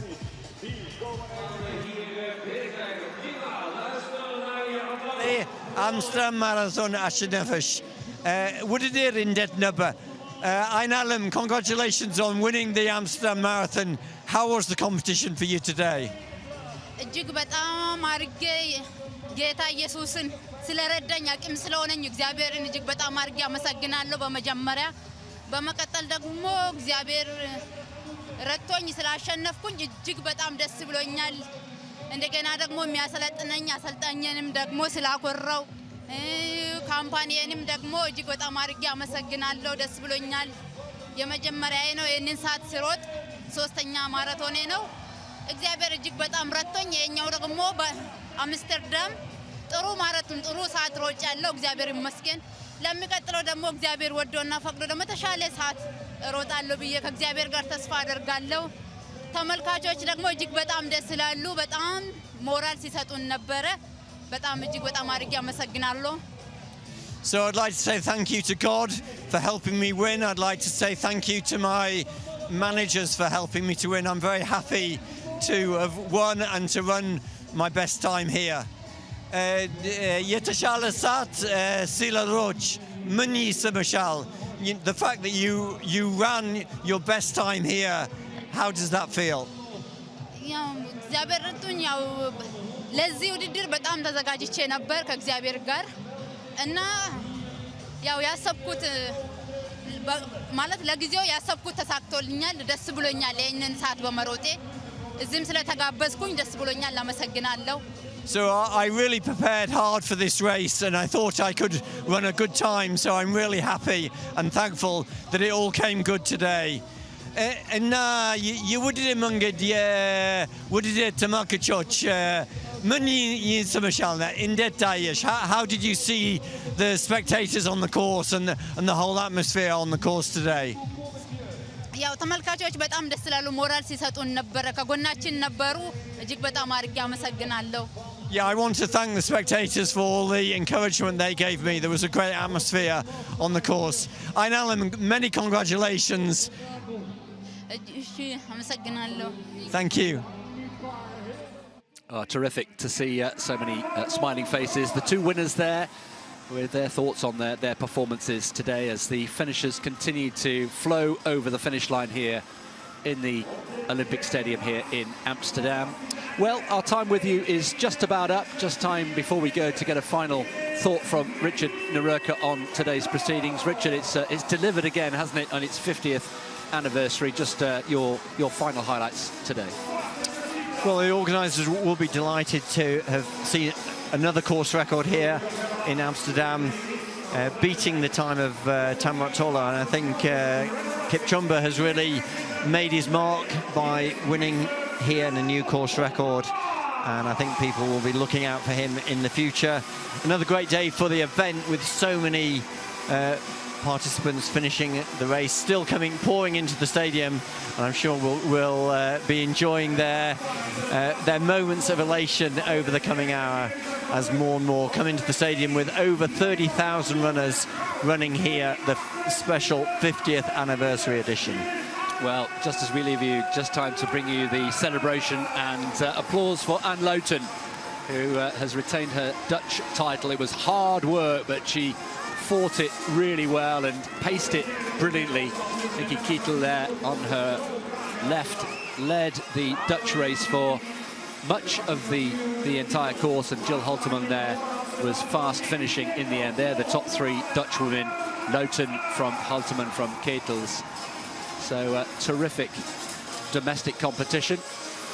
So on that note, it's time for us to say goodbye. Thank you very much for your company on this very special day here in Amsterdam. I think Amsterdam has delivered once again in its 50th year. We hope you've enjoyed our coverage. From Richard, from me, Chris Dennis, and the entire team. We'll see you again in 2026. Goodbye.